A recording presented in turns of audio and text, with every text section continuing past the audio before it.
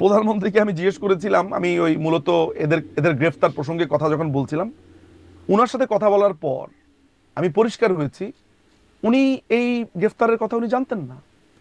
প্রধানমন্ত্রী আসাদুজ্জামান খান কিভাবে কামালের জানবেন সাথে না? কোনো এটা তো একদিনের একটা বিচ্ছিন্ন কোনো ঘটনা হয়ে যায় নাই, একের পর এক ঘটনাগুলো ঘটে যাচ্ছে। ছবি থেকে পাকড়াও করা যায় না রাতের মধ্যে? সবগুলোকে অ্যারেস্ট করতে বলছি রাত্রে। হ্যাঁ, পাকড়াও পাকড়াও করলে ওটা না, ওটা বলা হয় কার গলা, কে? র্যাব। জি, আপনি এটা শুনেছেন? আমি আমি কথা শুনতে পাচ্ছি কিন্তু গলাটা কার? এটা কি সাবেক প্রধানমন্ত্রী শেখ হাসিনার বক্তব্য না? আমার এক চাচির গলার মতো লাগছে। আপনার মনে হয় সাধারণ মানুষেরও তাদের চাচির গলার মতো মনে হচ্ছে? না, আওয়ামী লীগ শুরুতেই বলে দিয়েছি যে এই গভর্নমেন্ট, এই আদালতই অবৈধ, এই সরকারই তো বৈধ না, বিচার তো অনেক পরের ব্যাপার। এই সিনিয়র অফিসিয়ালটা কে? যেই সিনিয়র অফিসিয়ালরা ওই সময় ছিলেন, মানে ওই সময়টাতে প্রত্যেকে তো এক্সাইলডের মধ্যে আছে। বিজিবি প্রধান আছেন, পুলিশ প্রধান জেলখানায় আছেন, এবং পুলিশ প্রধান জেলখানার পুলিশ মধ্যেও প্রধান তার সাথে কথা জেলখানাতে গিয়ে হয়েছে ওনারা জাতিসংঘ তদন্ত কমিটি। পুলিশ প্রধানের বক্তব্য জেলখানাতে নিয়েছে বলে আপনি বলছেন? হ্যাঁ, নিয়েছে। জাতিসংঘ সেটা বলেছে, একবার নিতে পেরেছে, পরের বার তাকে নিতে দেওয়া হয় না, এই জন্য তারা জাতিসংঘ রিগ্রেট করছে, ফলো আপ করতে দেওয়া হয় নাই। মানে জাতিসংঘকে কি একটা ক্রেডিবল সংস্থা বলে আপনারা মনে করেন না? আচ্ছা, জাতিসংঘের রিপোর্টটা যে একটা ভুয়া, তাদের বয়ানটা হচ্ছে যে আমরা একটা বিপ্লব করেছি, যদিও তাদেরকে আমি জুতা চোর মনে করি, হাঁস মুরগি চোর মনে করি, এবং চুরি করতে করতেই, চোরের উৎপাতেই আসলে প্রধানমন্ত্রী চলে গেলেন, চোরের উৎপাতেই আপনারা চলে গেলেন সবাই দেশ থেকে। না না না না, আপা গান্ধীর ছাগল আমি চুরি করেছি না। ব্যারিস্টার নিঝুম মজুমদার, ব্যারিস্টার সলিসিটর নিঝুম মজুমদার, আপনাকে স্বাগত জানাচ্ছি আমার আজকের পালস অফ পলিটিক্সের আয়োজনে। আপনাকে অনেক ধন্যবাদ।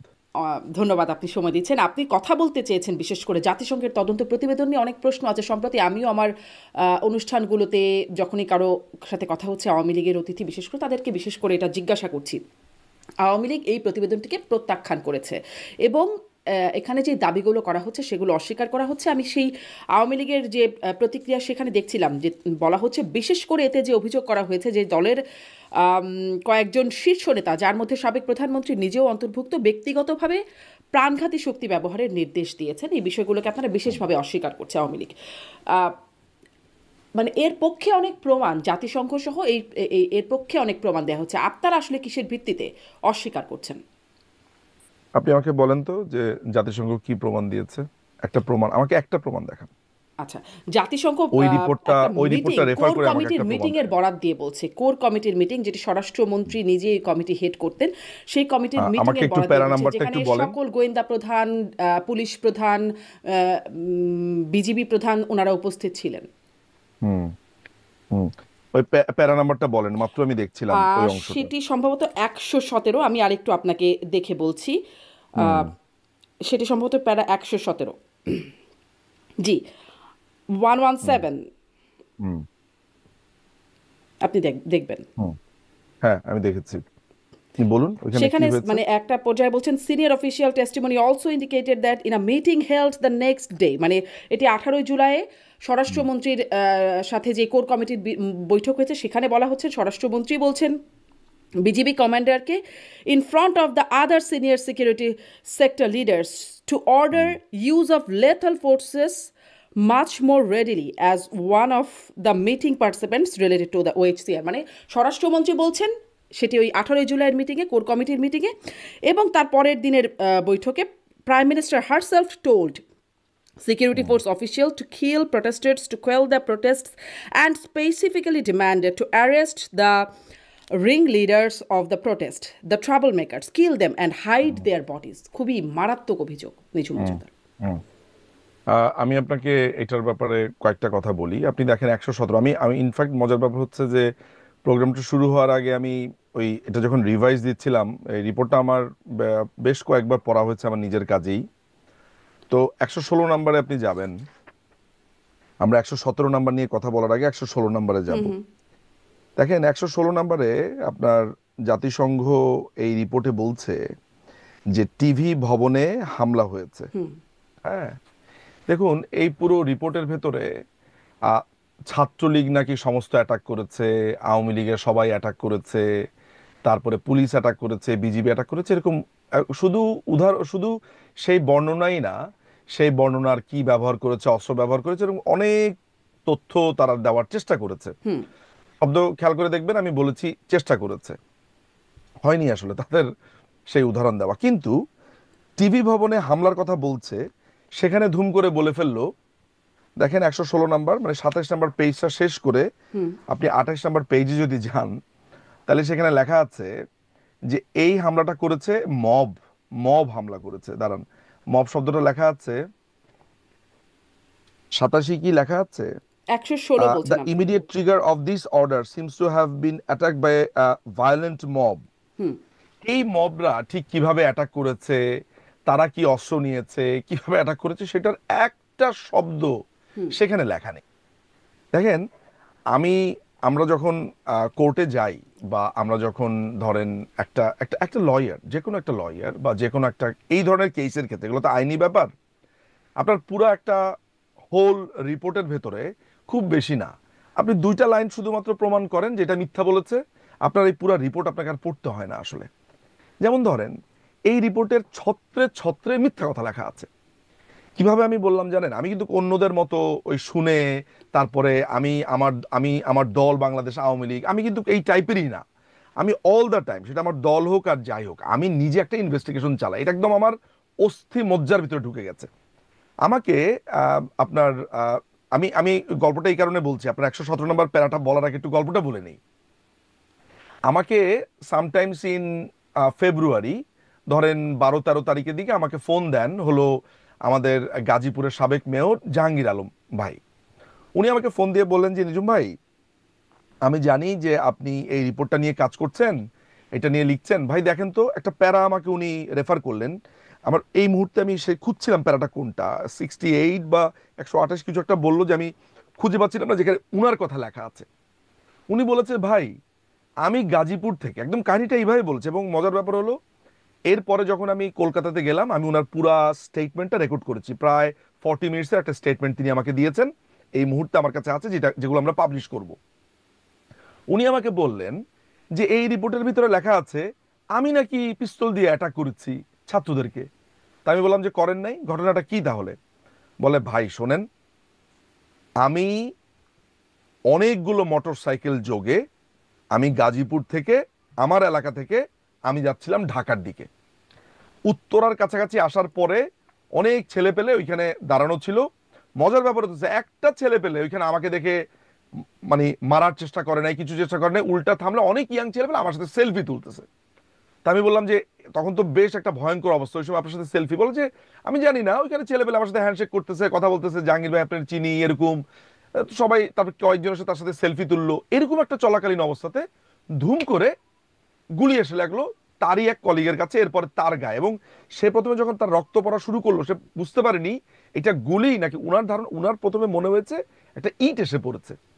উনি দেখছে যে উনার মাথা থেকে রক্ত পড়ছে, এবং রক্ত পড়ার পরে উনি যেইভাবে আমাকে বলেছে আপনাকে ওইভাবে বলছি, এবং পরবর্তী সময় সেসব প্রমাণপত্র আমি হাজির করেছি। উত্তরাতে তারা যে মোটরসাইকেল যোগে ছিল, হওয়ার পরে অনেক তার সাথে যে দলবল অনেকে ছত্রভঙ্গ হয়ে গেছে, যে যার মতো চলা শুরু করলো। একটা পর্যায়ে উনার সাথে মাত্র 4 জন থাকে। উনারা পালিয়ে একটা কনস্ট্রাকশন বিল্ডিং এর ভেতরে লুকায়, যেটা দোতলা পর্যন্ত বা 3 তলা পর্যন্ত মনে হয় কাজ হয়েছে, উপরেগুলো কনস্ট্রাকশন। তিনি একটা বাথরুমে গিয়ে লুকান, এবং সেই বাথরুমের কাছাকাছি পর্যন্ত ওই মবরা এসেছে। ওই মবরা আসার পরে সে বলেছে যে সে এত লাকি যে বাথরুমে পর্যন্ত তারা লাথি দিয়েছে। তিনি বাথরুমের দরজার পিছনে এমন ভাবে ছিল নিঃশ্বাস বন্ধ করে, যে বলেছে যেটা আল্লাহর একটা রহমত যে উনাকে আর পায়নি, ওই দিন সাথে সাথে তাকে মেরে ফেলতো। এবং তিনি, তার যে বডিগার্ড ছিলেন, তারা ওই দিনের পুরো একটা, আমি তো আপনাকে সংক্ষেপে বললাম পুরো কাহিনী। এরপরে উনার রক্তক্ষরণ এমন একটা পর্যায়ে পৌঁছালেন, উনি ওই অবস্থাতেই ফোন দিলেন বিভিন্ন নেতাকর্মীকে এবং নেত্রীর সাথে, মানে মাননীয় প্রধানমন্ত্রীর সাথে।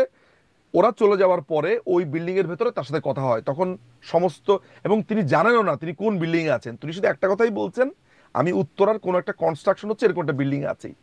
এটা হচ্ছে 18 জুলাই। উনাকে সেখান থেকে উদ্ধার করে সিঙ্গাপুরে পাঠানো হয়। উনার যে মাথার খুলিটা আছে না, এই খুলিটা চেঞ্জ করতে হয়। এবং উনার যে সহযোগী আছে জুয়েল, তাকে ঝুলিয়ে ওখানে হত্যা করা হয়। আপনি নিশ্চয়ই সেই দৃশ্যটার কথা মনে আছে বা দেখেছেন।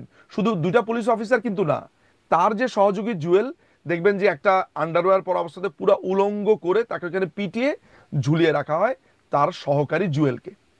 তো তখন জাহাঙ্গীর ভাই বলল যে মারলো আমাকে, গুলি করলো আমাকে, বলে আমাকে কি, উনি উনি আসলে ভাষাটা এইভাবে ইউজ করেছে, বলছে যে আমি কি পাগল যে আমি রাস্তা দিয়ে যাচ্ছিলাম আমার দলবল সহ, ছেলে পেলে সহ ঢাকার দিকে, আর আমি যেতে যেতে ফায়ার করেছি।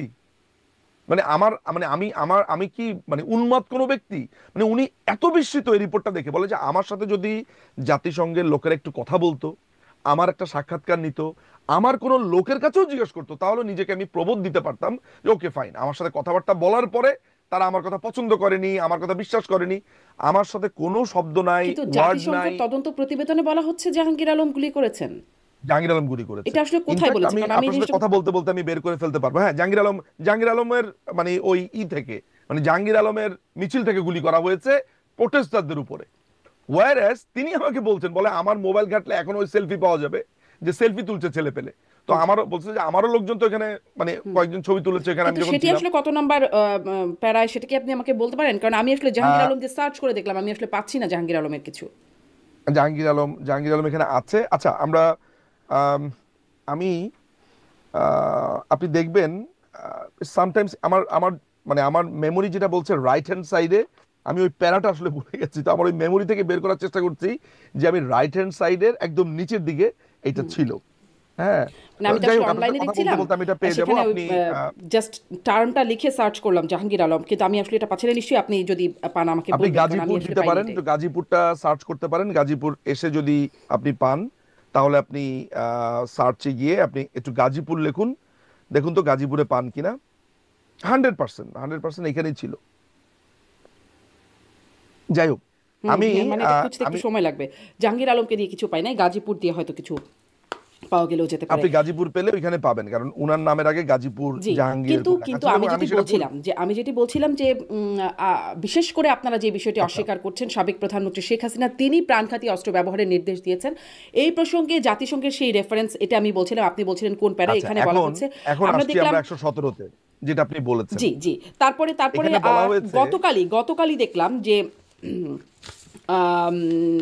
আন্তর্জাতিক অপরাধ ট্রাইব্যুনালের চিফ প্রসিকিউটর তাজুল ইসলাম তিনি বলছেন যে যেই তদন্ত সংস্থার প্রতিবেদন যেটি জমা দেওয়া হয়েছে সেখানে কি আছে, এবং সেখানেও তিনি বলছেন যে ভিডিও আছে, অডিও আছে, এবং সেই অডিওগুলোর মধ্যে আছে সাবেক প্রধানমন্ত্রী শেখ হাসিনার অডিও ফোনালাপ, যেখানে তিনি নিরাপত্তা বাহিনীকে নির্দেশ দিচ্ছেন মারণাস্ত্র ব্যবহারের জন্য। আমরা আমরা আমরা সেই সেই আলাপে আসবো। তাজুল ইসলামের কথা আর রাস্তার উন্মাদের কথার মধ্যে আসলে কোনো পার্থক্য নেই কেন, এবং সেটা আপনিও বোধ করে অনেক কিছু জানবেন।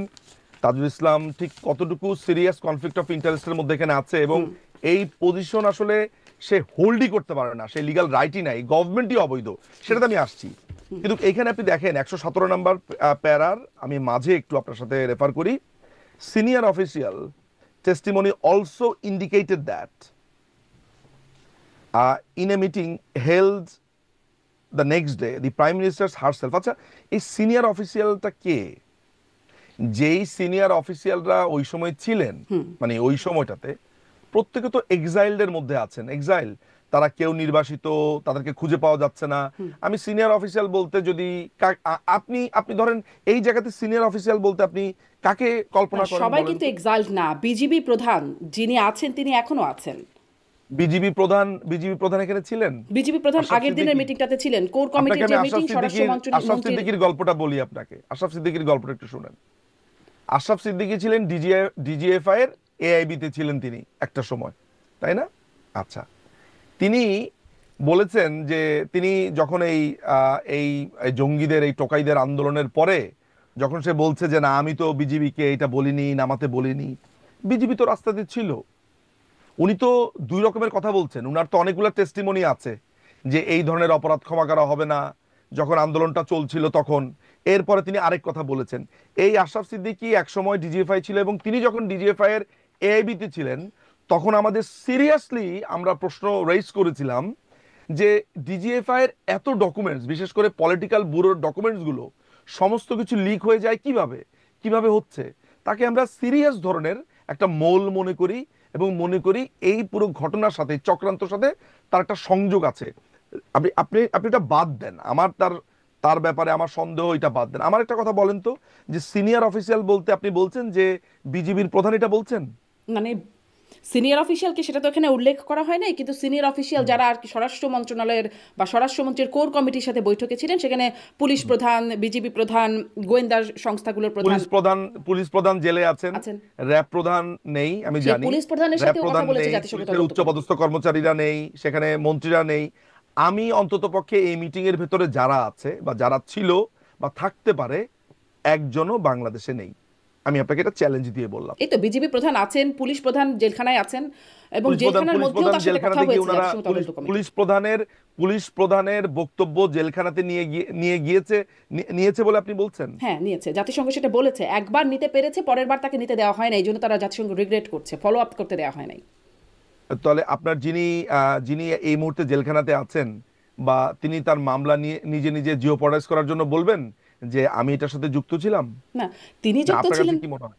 তিনি যুক্ত ছিলেন তা তো বলেন নাই, তিনি তাকে না, মানে তার সাক্ষ্য আলটিমেটলি নেওয়া তো হয়েছে। আপনার কমান্ড রেসপন্সিবিলিটির প্রসঙ্গ যখন আসছে, যখন আপনার এই আলাপটা আসছে, তিনি নিজে দোষী সাব্যস্ত করার জন্য বলবেন যে এই ধরনের ঘটনা ঘটেছে, আসলে যে খুন করতে বলেছে। মানে আপনি জাস্ট আমরা একটা কমন সেন্স অ্যাপ্লাই করি যে তিনি কি আমাকে ধরা বলবেন যাক, আর ধরা কি হয়েছে। বলেছেন সেটা তো আমি দেখিনি, আমি শুনিনি সামনে গিয়ে। এক্স্যাক্টলি। ফলে আপনাকে আমি এই কারণেই বললাম কিন্তু যে এগুলো জাতিসংঘ একটা abstract বিশ্বাসযোগ্য কথাবার্তা। সংস্থা, কারণ জাতিসংঘের কারিগরি সহায়তা কোনটা তখন তৎকালীন বিশ্বাসযোগ্য সংস্থা? প্রধানমন্ত্রী। কোনটা বিশ্বাসযোগ্য সংস্থা? মানে জাতিসংঘকে কি একটা ক্রেডিবল সংস্থা বলে আপনারা মনে করেন না? আচ্ছা, জাতিসংঘ একটা ক্রেডিবল সংস্থা। আচ্ছা ঠিক আছে, আমি আপনাকে একটা পাল্টা প্রশ্ন করি। জাতিসংঘ যদি একটা ক্রেডিবল সংস্থা হয়, জাতিসংঘের রুলস এবং রেগুলেশনের ভেতরেই তারা থাকবেন, তাই তো? এটাই তো হওয়া উচিত, তাই না? হওয়া উচিত। রাইট। তারা কোনো ধরনের রুলস ভাঙবেন না, কারো সার্বভৌমত্বে কোনো ধরনের হস্তক্ষেপ করবেন না, আপনি এটাই তো নিশ্চয়ই বলবেন স্বাভাবিক যে হওয়া উচিত। সেনাবাহিনীকে সেই না, বলেছে আমি যে আমি আমি জাতিসংঘ আসছি, ভলকার সেই আমি বক্তব্য। সেটা তো নিশ্চয়ই তারা করবেন।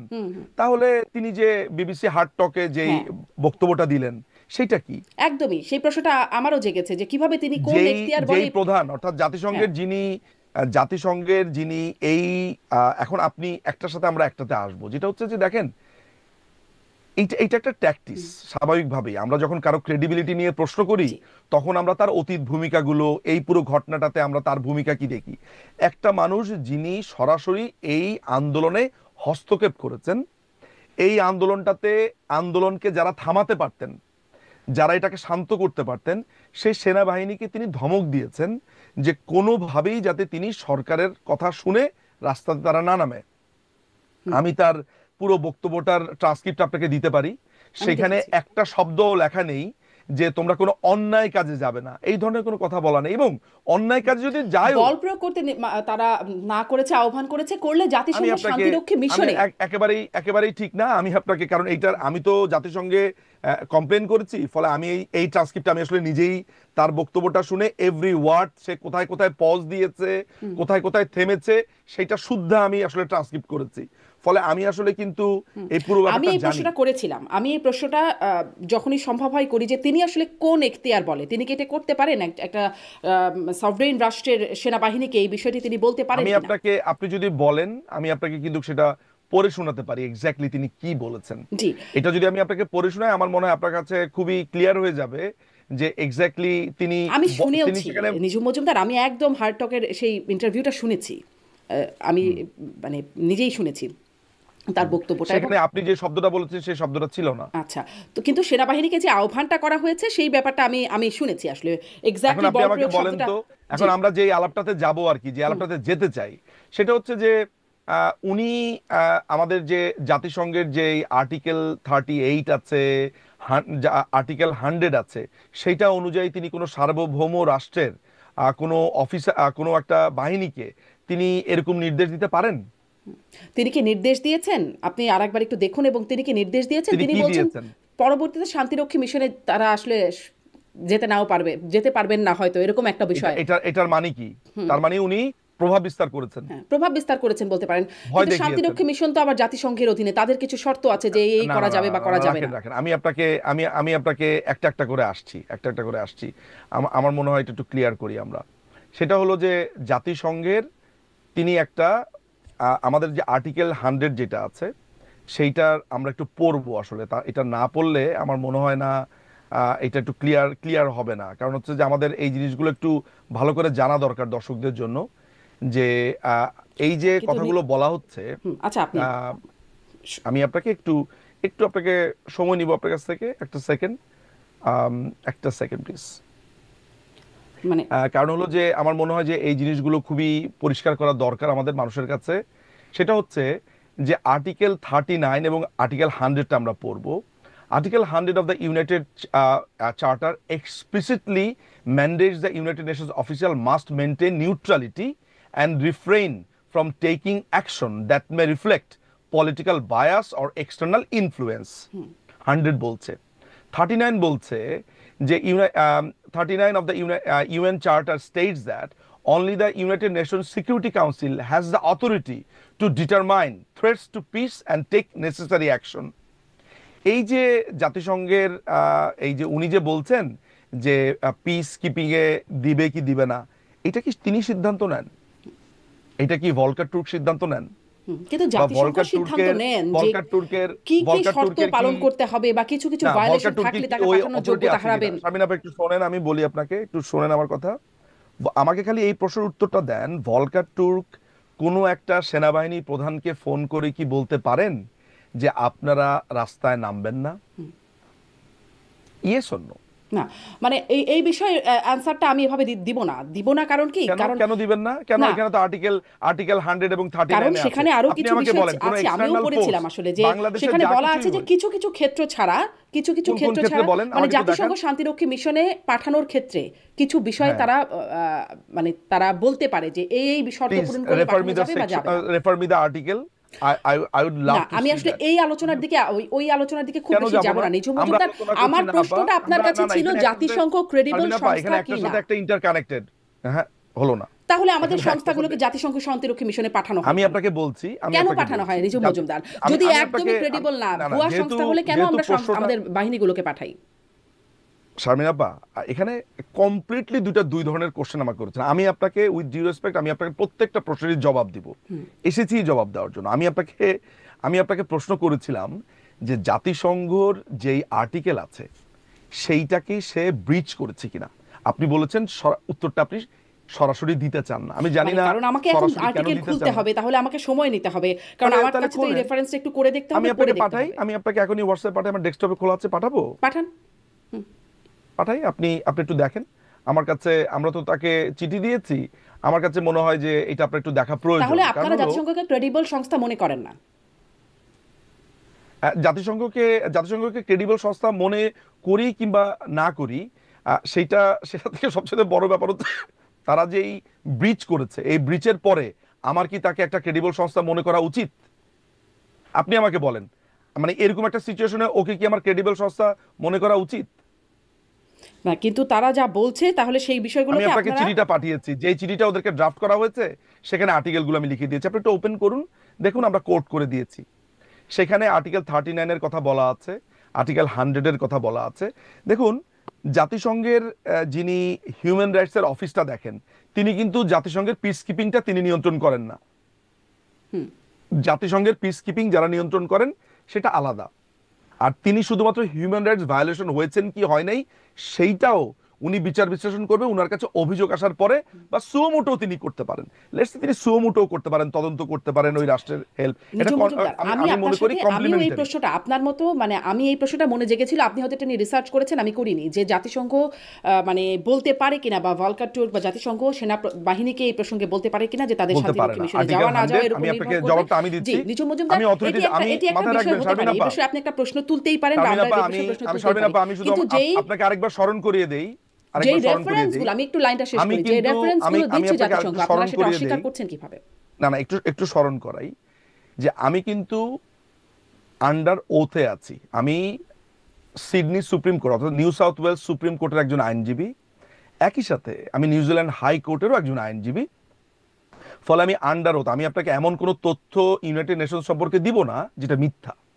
সুতরাং আমি আপনাকে আমার তরফ থেকে একটু কনফার্ম করতে চাই যে আপনি অ্যাজ এ লয়ার হিসেবে আমার কথাটা গণায় ধরতে পারেন। নিশ্চয়ই, দায়িত্ব এটা নিয়ে বলছেন আপনি। আপনার কাছে আমি দিলাম, এটা আপনার বিবেচনা। এখন আবার দেখেন যে যিনি এইটা তদন্ত করছেন তিনি নিজে বায়াস। এখন আমি কিভাবে আমার আর্গুমেন্টটা ফর্ম করছি সেটা একটু দেখেন, কেন আমি এই আলাপগুলো করলাম।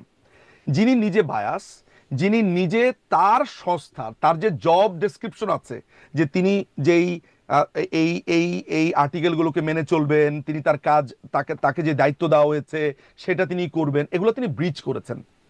যিনি তিনি যিনি তার নিজের কাজ ব্রিচ করেন, একটা সভরেন কান্ট্রির উপরে হস্তক্ষেপ করেন, একজন সেনাপ্রধানকে ভয় দেখানোর চেষ্টা করেন, তিনি যখন আবার একটা রিপোর্ট প্রস্তুত করবার ক্ষেত্রে মুখ্য ভূমিকা পালন করেন, সেই রিপোর্টটা কি বায়াস হবে কি হবে না, জি আপনি আমাকে বলেন। জি ব্যারিস্টার নিজুম মজুমদার, আপনি আইনি ভাষায় যেটি বলছেন, বেনিফিট অফ ডাউট, আইনি আইনি ভাষাই তো, মানে এটা তো অবশ্যই ওনারাই যদি আপনি বলছেন, বলেন যে জাতিসংঘই বলছে, ক্রিমিনাল ওনারা কেস লয়ার প্রমাণ নিয়ে করবার জন্য, গিয়েছেন, ব্যারিস্টার ওনারা নিজুম মজুমদার, এভিডেন্সের যে কথা বলেছেন। আমি একটু বলি যে যদি ক্রিমিনাল কেস প্রমাণ করবার জন্য একটা ডাউট ক্রিয়েট করা যথেষ্ট হয়ে থাকে, তাহলে সেই ডাউটটা হয়তো আপনি ক্রিয়েট করতে পারেন, কিন্তু যে ভিডিও চিত্র যেগুলো আমরা আমাদের চাক্ষুষ বা চোখে দেখা, ডাউট তৈরি করিনি। আপনাকে যদি আমি বলি, মানে ব্যাপারটা একটু দেখেন, ব্যাপারটা আপনি যেটা ভাবছেন যে আমি একটা মেয়ার ডাউট ক্রিয়েট করেছি, একেবারেই তা না। আজকে আপনার এই দর্শকরা, নিশ্চয়ই সম্মানিত দর্শকরা শুনছেন, জানবেন, আমাকে কেউ ভালোবাসুক, পছন্দ করুক, অপছন্দ করুক, কিন্তু লজিকই। আপনি আমাকে বলেন যে পুরো একটা সিনারিওর ভেতরে আমি এইটা এস্টাবলিশ করতে পারছি যে এই লোকটি একটা বায়াসড লোক, এই লোকটি নিজে তার সংস্থার রুল ভঙ্গ করেছে। আমরা তো প্রথমেই প্রশ্ন তুলবো যে উনার কি এখতিয়ার আছে কিনা যে ফার্দার ইনভেস্টিগেশন কন্ডাক্ট করার জন্য। আপনি জানেন, কোর্টে যখন কোনো একটা মামলা যায়, প্রথমে যখন হাইকোর্টে রিট পিটিশন করে, প্রথমে যখন এই রিট পিটিশনের ভেতরে কিছু রিট পিটিশন আছে আপনার, এইটাকে বলে হচ্ছে আপনার লুকাস স্ট্যান্ডি। লুকাস স্ট্যান্ডি মানে হচ্ছে যে যেই লোকটি মামলা করেছে তার এখতিয়ার আছে কিনা। সেই আপনি এখন যদি কেউ যদি বলা শুরু করে যে আচ্ছা এখতিয়ার আছে কিনা এটা আমরা পরে দেখবো, আগে দেখি যে উনি যে অভিযোগটা করেছেন সেটা কি মিথ্যা কিনা, ওটা তো আমরা অনেক পরে যাব। প্রথমে যাবো যে যিনি রিপোর্টটা করেছেন। জাতিসংঘ যে প্রতিবেদনটা দিচ্ছে তারাও বলছে এটা আইনে, মানে আদালতে প্রমাণ করার জন্য যথেষ্ট না, সেই স্ট্যান্ডার্ডে তারা যথেষ্ট না, আরো ফার্দার দরকার। আমি আপনাকে প্রমাণ দিয়ে দেখিয়েছি আপা, আমি আপনাকে একটা দেখাই, মানে মজার একটা জিনিস দেখাই না, কিন্তু আপনি আদালতের জায়গা বলছেন, আমরা এখন আদালতে বসে নাই, আমাদের কাছে জনগণ যা আমরা দেখছে আদালতে এবং নাই, জনগণের কিন্তু যে পৃথিবীটা পারসেপশন, তো এই পৃথিবী, আপনি বাদ দেন না আদালত, আপনি বাদ দেন, কিন্তু আমরা তো কেউ লজিকের বাইরে না। না নিশ্চয়ই না, কিন্তু আমরা যা দেখেছি বা যা দেখা হচ্ছে তার বাইরে আপনি কিভাবে আমাকে শুধুমাত্র উনি বায়াস বলে আপনি মানুষকে কিভাবে, আপনি কি দেখেছেন? না না বাদ দেন না, আপনি তো মাত্র বললেন যে আমরা যা দেখেছি। আপনি কি সম্মিলিত একজোট হয়ে কিছু দেখেন নাকি একা একা দেখেন? না, ধরুন আপনি যদি বলেন আমরা কি দেখেছি, আমি কি দেখেছি, যাত্রাবাড়ির যে ঘটনাটি, যেটি আসলে ভিডিও ফুটেজ আকারে দীর্ঘ সময় দেখা যাচ্ছে, পুলিশ কিভাবে গুলি করছে। দেখেন, আমি একটু আপনার কাছে একটু ক্ল্যারিফিকেশন নেই, আপনি দেখেছেন নাকি আপনারা সম্মিলিতভাবে দেখেছেন? আপনি শুনেছেন? আমি দেখেছি, আপনাকেও দেখাতে পারি। কি দেখেছেন? আমার দেখানোর দরকার নেই, আপনার কথার উপরেই দেখেন না আমি কিভাবে বের করি। একদল পুলিশ গুলি করছে এবং মানে নিরস্ত্র মানুষ, তারা হয়তো বিক্ষোভকারী, তারা। আপনি কিভাবে বুঝলেন নিরস্ত্র? ওইখানে তো মিছিলটা একটা আসছে, তার দিকে গুলি ছড়া হয়নি, এটা আপনি কিভাবে বুঝলেন? এখানে যা ভিডিও দেখাচ্ছে, আমি ভিডিওটা আপনাকে বললাম। আচ্ছা, তার মানে হচ্ছে আপনি পুরো চিত্রটা জানেন না। ভিডিওটা বেশ অনেকটা সময় টানা। তাহলে আপনি আমাকে যে প্রশ্নটা করবেন, আমি যে সংক্ষিপ্ত এবং কাটছাট ঘটনাটা দেখেছি সেইটার প্রেক্ষিতে, না, এটা বলেন আমাকে আবার বলেন। এখানে একটা টানা ভিডিও আছে ব্যারিস্টার নিজুম মজুমদার, আপনারা কি এই ভিডিওর বাইরে অন্য কিছু দিতে পেরেছেন যে না এটা ঠিক না, এটা আসল ভিডিও? কোনটা? আমার কাছে অনেক ভিডিও আছে। কোথায়? আপনারা কেন সেটি প্রকাশ করছেন না? আমার কাছে অনেক ভিডিও আছে। আপনাকে তো আমি প্রমাণ করেই দিলাম যে যেই লোকটাকে সিঙ্গাপুরে পাঠানো হলো, অর্থাৎ জাহাঙ্গীর আলমকে সিঙ্গাপুরে পাঠানো হয়েছে চিকিৎসার জন্য, তাকে র্যাবের হেলিকপ্টার এসে তাকে উদ্ধার করতে হয়েছে, ওইখানে তাকে মেরে ফেলতো, তার অ্যাসিস্ট্যান্টকে মেরে ঝুলিয়ে দেওয়া হয়েছে।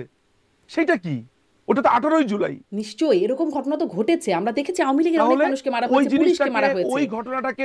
ওই ঘটনা নিয়ে একটা ওয়ার্ড আছে জাতিসংঘের, আপনি বাদ দেন না। কারণ আমি সবচাইতে বেশি মুভড হয়েছি, জাহাঙ্গীর ভাই নিজে আমাকে ফোন দিয়েছে, আমি যখন কলকাতাতে 21শে ফেব্রুয়ারিতে সকালবেলায় গেলাম, আমার ফার্স্ট কাজ ছিল ওনার সাথে দেখা করা।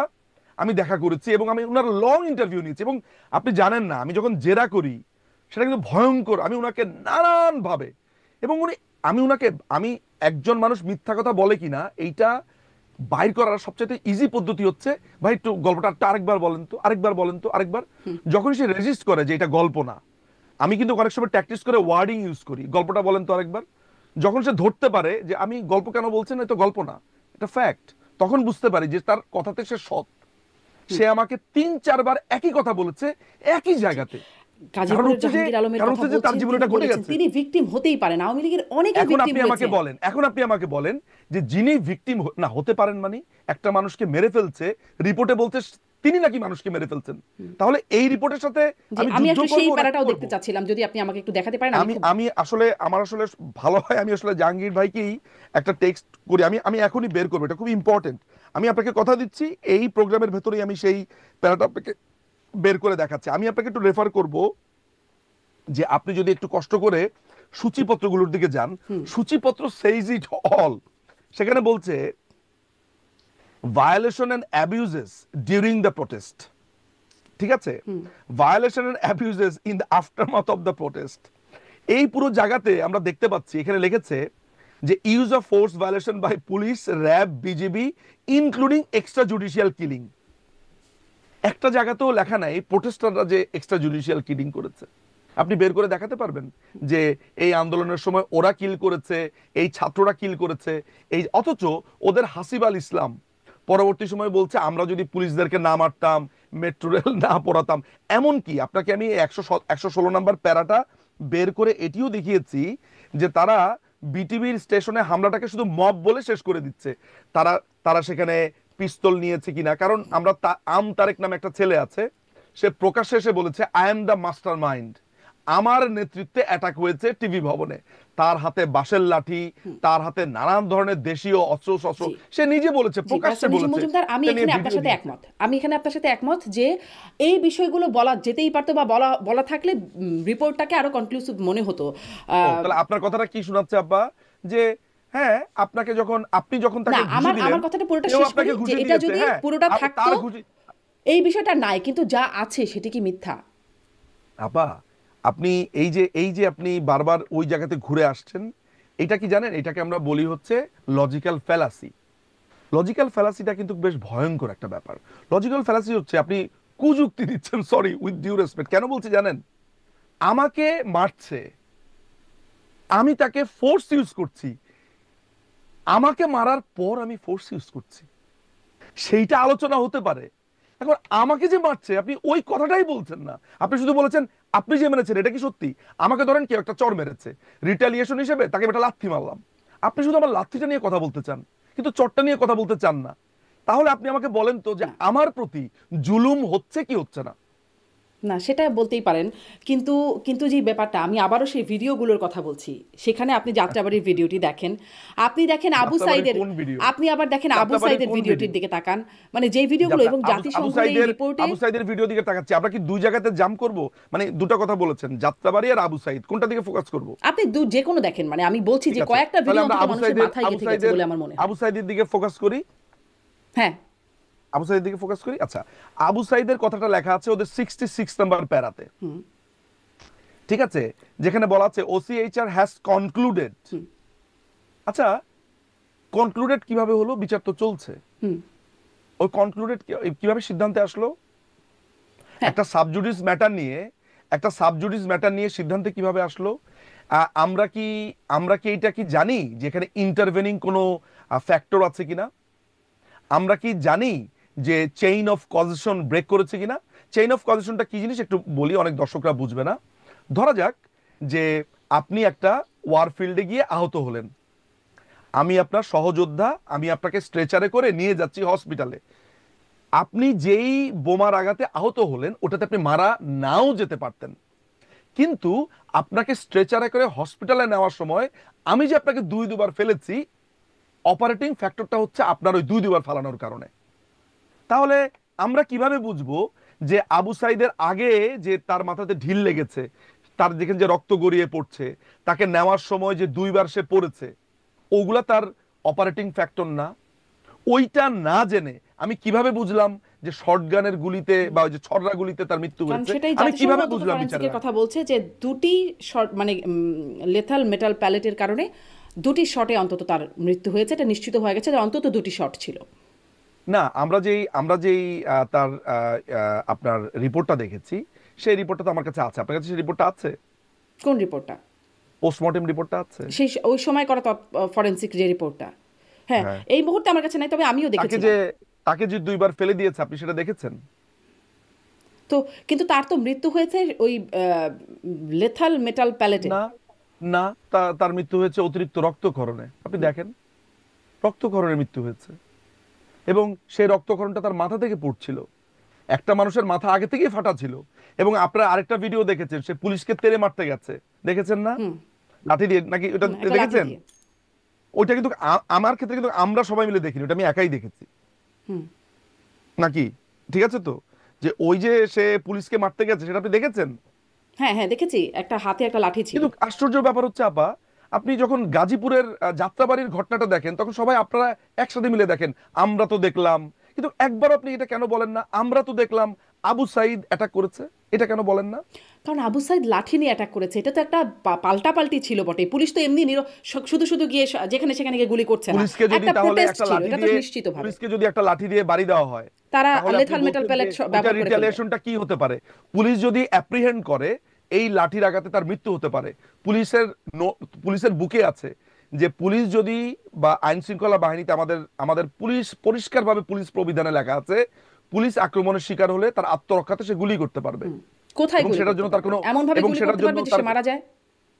হ্যাঁ, মানে সেজন্য তো মানে আপনি আইন এরকম একটা শৃঙ্খলা, লাঠি আপনি হাতে, আইন শৃঙ্খলা, লাঠি হাতে আপনি এক আইন যুবক শৃঙ্খলা থাকলে বাহিনীর গায়ে যদি, আপনি আইন শৃঙ্খলা বাহিনীর গায়ে যদি আপনি আঘাত করেন, পুলিশ যদি, ওই পুলিশ অফিসার যদি মনে করে যে তাকে আপনি হত্যা করতে এসেছেন, তিনি যদি মনে করেন, তার ওই ডিসক্রিপশন আছে, তিনি সাথে সাথে সেই মেজারটা নিতে পারেন, সেলফ ডিফেন্স। সাথে সাথে করতে পারেন, সাথে সাথে সেলফ ডিফেন্সে করতে পারেন। কিন্তু সেই ভিডিওতে দেখা যাচ্ছে আবু সাইদ এরকম দুই হাত প্রশস্ত করে আবু আছে, সাইদ আপনি এটা দেখেননি, এর হাতে আগের লাঠি। ভিডিওতে দেখা ওই যাচ্ছে যে ভিডিও, গুলি তাকে, করার ভিডিওটা তো আমার আপনি কাছে যে দেখেছেন। লম্বা ভিডিওটা আছে আপা, হ্যাঁ। আমার কাছে যে লম্বা ভিডিওটা আছে, সেই ভিডিওতে আমি দেখতে পাচ্ছি পুলিশ তাকে প্রথমে হাত ধরে তাকে সরে যেতে বলল, সে ঘুরে আবার এসেছে।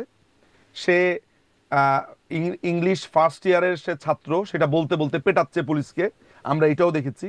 আমরা এটাও দেখেছি যে তার রক্তক্ষরণ হচ্ছে তার মাথার পেছনের থেকে। আচ্ছা, এই যে তার রক্তক্ষরণ হচ্ছে তার মাথা থেকে, এইটাতে যে তার মৃত্যু হয়নি, কিন্তু এটা আমরা আপনি যে কিভাবে জানি? বলছেন যে পুলিশকে আঘাত করলে পুলিশ করতে পারে, তো আমরা যখন আবু সাইদ পড়ে গেল, লুটিয়ে পড়লো, তখন তো সে আসলে পুলিশকে আঘাত করছিল না, এর পুলিশ আগে নিরাপদ করেছে, দূরত্ব থেকে তাকে এর গুলি এর করছিল। এর আগে না, আপনি এইটাই তো আমি আপনাকে, এইটাই তো আমি আপনাকে বলার চেষ্টা করেছি, এখানে কতগুলো কতগুলো ডট আপনি মেলাবেন। প্রথমত পুলিশকে সে আক্রমণ করেছে, পুলিশ তাকে সরে যেতে বলেছে, এরপরে সে আবার পুলিশকে সে বলছে আমাকে মার, হাত দিয়ে দেখাচ্ছে মারার জন্য। তো যেই লোকটা আমাকে কিছুক্ষণ আগে আক্রমণ করেছে, সে যখন আমার সামনে আবার আসবে, আমার আমার তখন ধারণা কি হবে, তো আমাকে আবার মারতে এসেছে, এটা আমার মনে হতে পারে কিনা, মানে যদি আমি, না না, আমার এই যদি যে এটা মনে মনে পারে না, হয়, এটা মনে হতে পারে না। আমার কিন্তু মনে হয় আপনি যদি আমাকে একবার পিটা যান এবং আবার আমার কাছে আসেন, আমার কাছে মনে হতে পারে যে আপনি আমাকে আবার মারবেন আপনি চান্স সেলফ পেলে। ডিফেন্সের কথা বলছিলেন নিজু আমার, মজুমদার, সাথে তো না না, সাথে সেলফ সাথে হতে ডিফেন্স হবে। না, আপনি আমাকে এক বছর সেলফ আগে ডিফেন্স না, মেরেছিলেন, আজ আপনি আমার সামনে আসলেন, আমার মনে হলো আপনি আমাকে মেরে এক ফেলতে পারেন। বছর আগের, এটা এক বছর আগের ঘটনা না, এখন আপনি চেইন অফ কজেশন ব্রেক আচ্ছা, করতে চাচ্ছেন। আপনি আমাকে এটা এক বছর আগের ঘটনা না, ওইটা ওই দিনেরই ঘটনা, ওই সময়েরই ঘটনা। আপনি ব্যস্ত পুলিশ নিজু তাকে, মজুমদার, আপনি আইন পুলিশ অনেক তাকে ভালো ছন্না, জানেন, আপনি আইনজীবী, ব্যারিস্টার, সলিসিটর।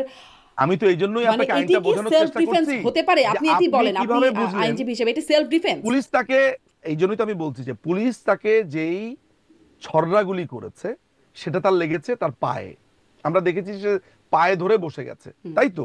বুকে লেগেছে, বুকে লেগেছে। আপনি মানে আবু সাইদের ঘটনাটিকে একদম মানে ওপেন সোর্স থেকে জাতিসংঘ ছবিগুলো বিশ্লেষণ করে দেখিয়েছে যে তার কোথায় কোথায় এখানে গুলি লেগেছে, কোথায় কোথায় গুলি লেগেছে, এবং আমি সেখানে আপনাকে, রক্তক্ষরণ হচ্ছে আমি আপনাকে সম্ভবত 9টি জাতিসংঘের জায়গায় রিপোর্ট বা দেখি, কতগুলো আমি জায়গায় আপনাকে বলছে। জাতিসংঘের রিপোর্ট দেখেই বলি, জাতিসংঘের রিপোর্টে কি বলেছে যে ওর আগের থেকে রক্তক্ষরণ হচ্ছিল। আপনি একটু আবু সাইদের ঘটনাটা খুঁজতে আসেন পারেন। আমরা 21 নম্বর পেজে যাই, আমরা 21 নম্বর পেজে যাব। এই দেখেন, এই দেখেন, 20 নম্বর পেজে যান। Image and shows red colored lines on his neck and what appear to be blood stains on his shirt. তার কাঁধের মধ্যে, তার যে মাথার মধ্যে যে গুলিটা, এটা কে করেছে, বা এইখানে রক্তটা কে করেছে? এই বৃষ্টির এই এই ঢিল ইট পাটকেল এগুলো তো মারছিল তারা। তো আমরা কিভাবে নিশ্চিত হলাম যে তার কলিগদের ইটেই তার মাথাতে লাগেনি? এটা আমরা কিভাবে নিশ্চিত হলাম? আমরা কি নিশ্চিত? আমরা এটা বলেন আমাকে। নিশ্চিত, আমরা এটা নিশ্চিত যে পুলিশ গুলি করছে, আমরা এটা নিশ্চিত যে পুলিশ আত্মরক্ষার্থে গুলি করছে না, নিরাপদ দূরত্বে দাঁড়িয়ে এক ঝাঁক পুলিশ এটা দাঁড়িয়ে আপনি তারা কিভাবে গুলি করছে। নিশ্চিত হলেন? এটা আপনি কিভাবে নিশ্চিত হলেন? এই যে ছবি, এই যে ছবিগুলো কোনটা আছে, ছবি? এই যে আবু সাইদ কোনটা দুই ছবি? হাত দুই প্রশস্ত করে, আপনি শুধু ছবির কথা বলছেন, আপনি ছবির আগে দেখেননি যে সে পুলিশকে ইনভাইট করছে মারার জন্য? কিন্তু যখন গুলিটা না না, সে করছে যে পুলিশ, পুলিশকে ইনভাইট করছে, অর্থাৎ সে ইনসাইটমেন্ট তৈরি করছে। সে বলছে আমাকে মারো আর পুলিশ মেরে ফেলবে। না, মারে নাই তো, পুলিশ তাকে ছত্রভঙ্গ করার জন্য তার পায়ে 6টা গুলি মেরেছে, পুলিশের এই রাইট আছে। পুলিশ ছড়াগুলি মারতে পারে। আপনি পুলিশ প্রবিধান দেখেন তো, পুলিশ যখন ছড়াগুলি তার পায়ে মারলো সে বসে গেল। এর আগে তার যে রক্তক্ষরণ হচ্ছিল এবং তার বন্ধুরা যে তাকে ক্যারি করার সময় দুবার ফেললো, এই দুটো কারণে তার মৃত্যু হয়নি। আপনি কিভাবে বুঝলেন এটা আমাকে বলেন, বলেন এই দুটো কারণে যে মৃত্যু গুলিটা হয়নি করলো তার ব্যাখ্যা আপনি কিভাবে দিতে পারেন ব্যারিস্টার নিঝুম মজুমদার? আমি তো আপনাকে ব্যাখ্যা দিচ্ছি। এখন মুশকিলের জায়গাটা হচ্ছে যে আপনার হিউম্যান রাইটস যারা আছে এই যে জাতিসংঘের, তারা বলছে পুলিশের গুলিতেই মারা গেছে। এখন আমার প্রশ্ন আপনার কাছে যে আমি তো আপনাকে ডাউট তৈরি করলাম যে এখানে আরো অনেকগুলো ইভেন্ট ঘটেছে। আপনি বড়জোর বলতে পারেন যে হ্যাঁ তাহলে তো এটা আদালত দেখবে, খুব বড়জোর এটাই হয় ফেয়ার। এই ফেয়ার ঘটনাটার আগে কিভাবে আমি আর আপনি বা জাতিসংঘের সিদ্ধান্তে আসতে পারি যে পুলিশের গুলিতে মারা গেছে? তার মানে সাবজুডিস ম্যাটারে হস্তক্ষেপ করেছে, করেনি নাকি?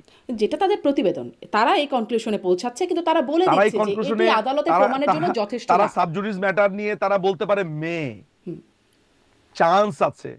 তারা কি একবারও বলেছে যে তার বন্ধুরা যে তাকে ড্রপ করেছে রাস্তাতে, দেখেন তো এই ওয়ার্ডটা বা এই সেন্টেন্সটা লেখা আছে কিনা? ভিডিওতে কি আমরা এটা দেখেছি? না, এটা এখানে ভিডিওতে আমরা দেখেনি যে তাকে ফেলে দেওয়া হয়েছে। মানে জাতিসংঘের প্রতিবেদনে যেটা আমি দেখছি, যেটা সেখানে এটা কিন্তু আপনি তো ভিডিওতে দেখেছেন তাকে ফেলে দেওয়া হয়েছে। হ্যাঁ, তাকে নিয়ে যাওয়ার ঘটনাটা আমি দেখেছি, সম্ভবত ফেলে দেওয়া হয়েছে। আমি পুরোটা মনে করতে পারছি না।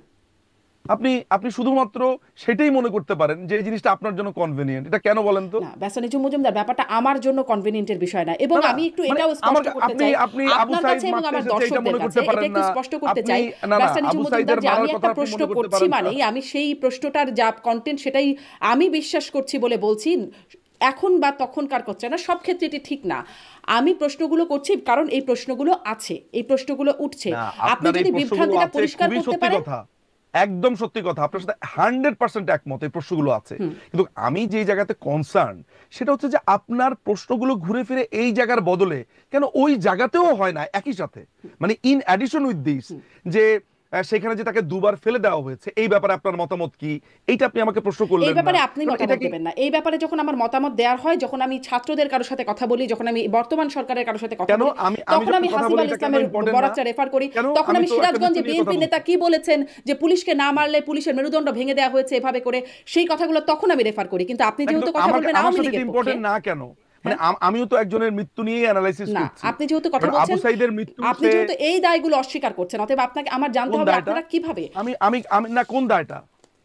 আওয়ামী লীগ অস্বীকার করছে, আওয়ামী লীগ অস্বীকার করছে, একদম প্রতিক্রিয়া জানিয়ে বলছে। আওয়ামী লীগ অস্বীকার করছে না, আওয়ামী লীগ বলছে যে তার মৃত্যু যেই চেইন অফ কজেশন ব্রেক করেছে সেটা তো হতে পারে, সম্ভাবনার কথা বলছে।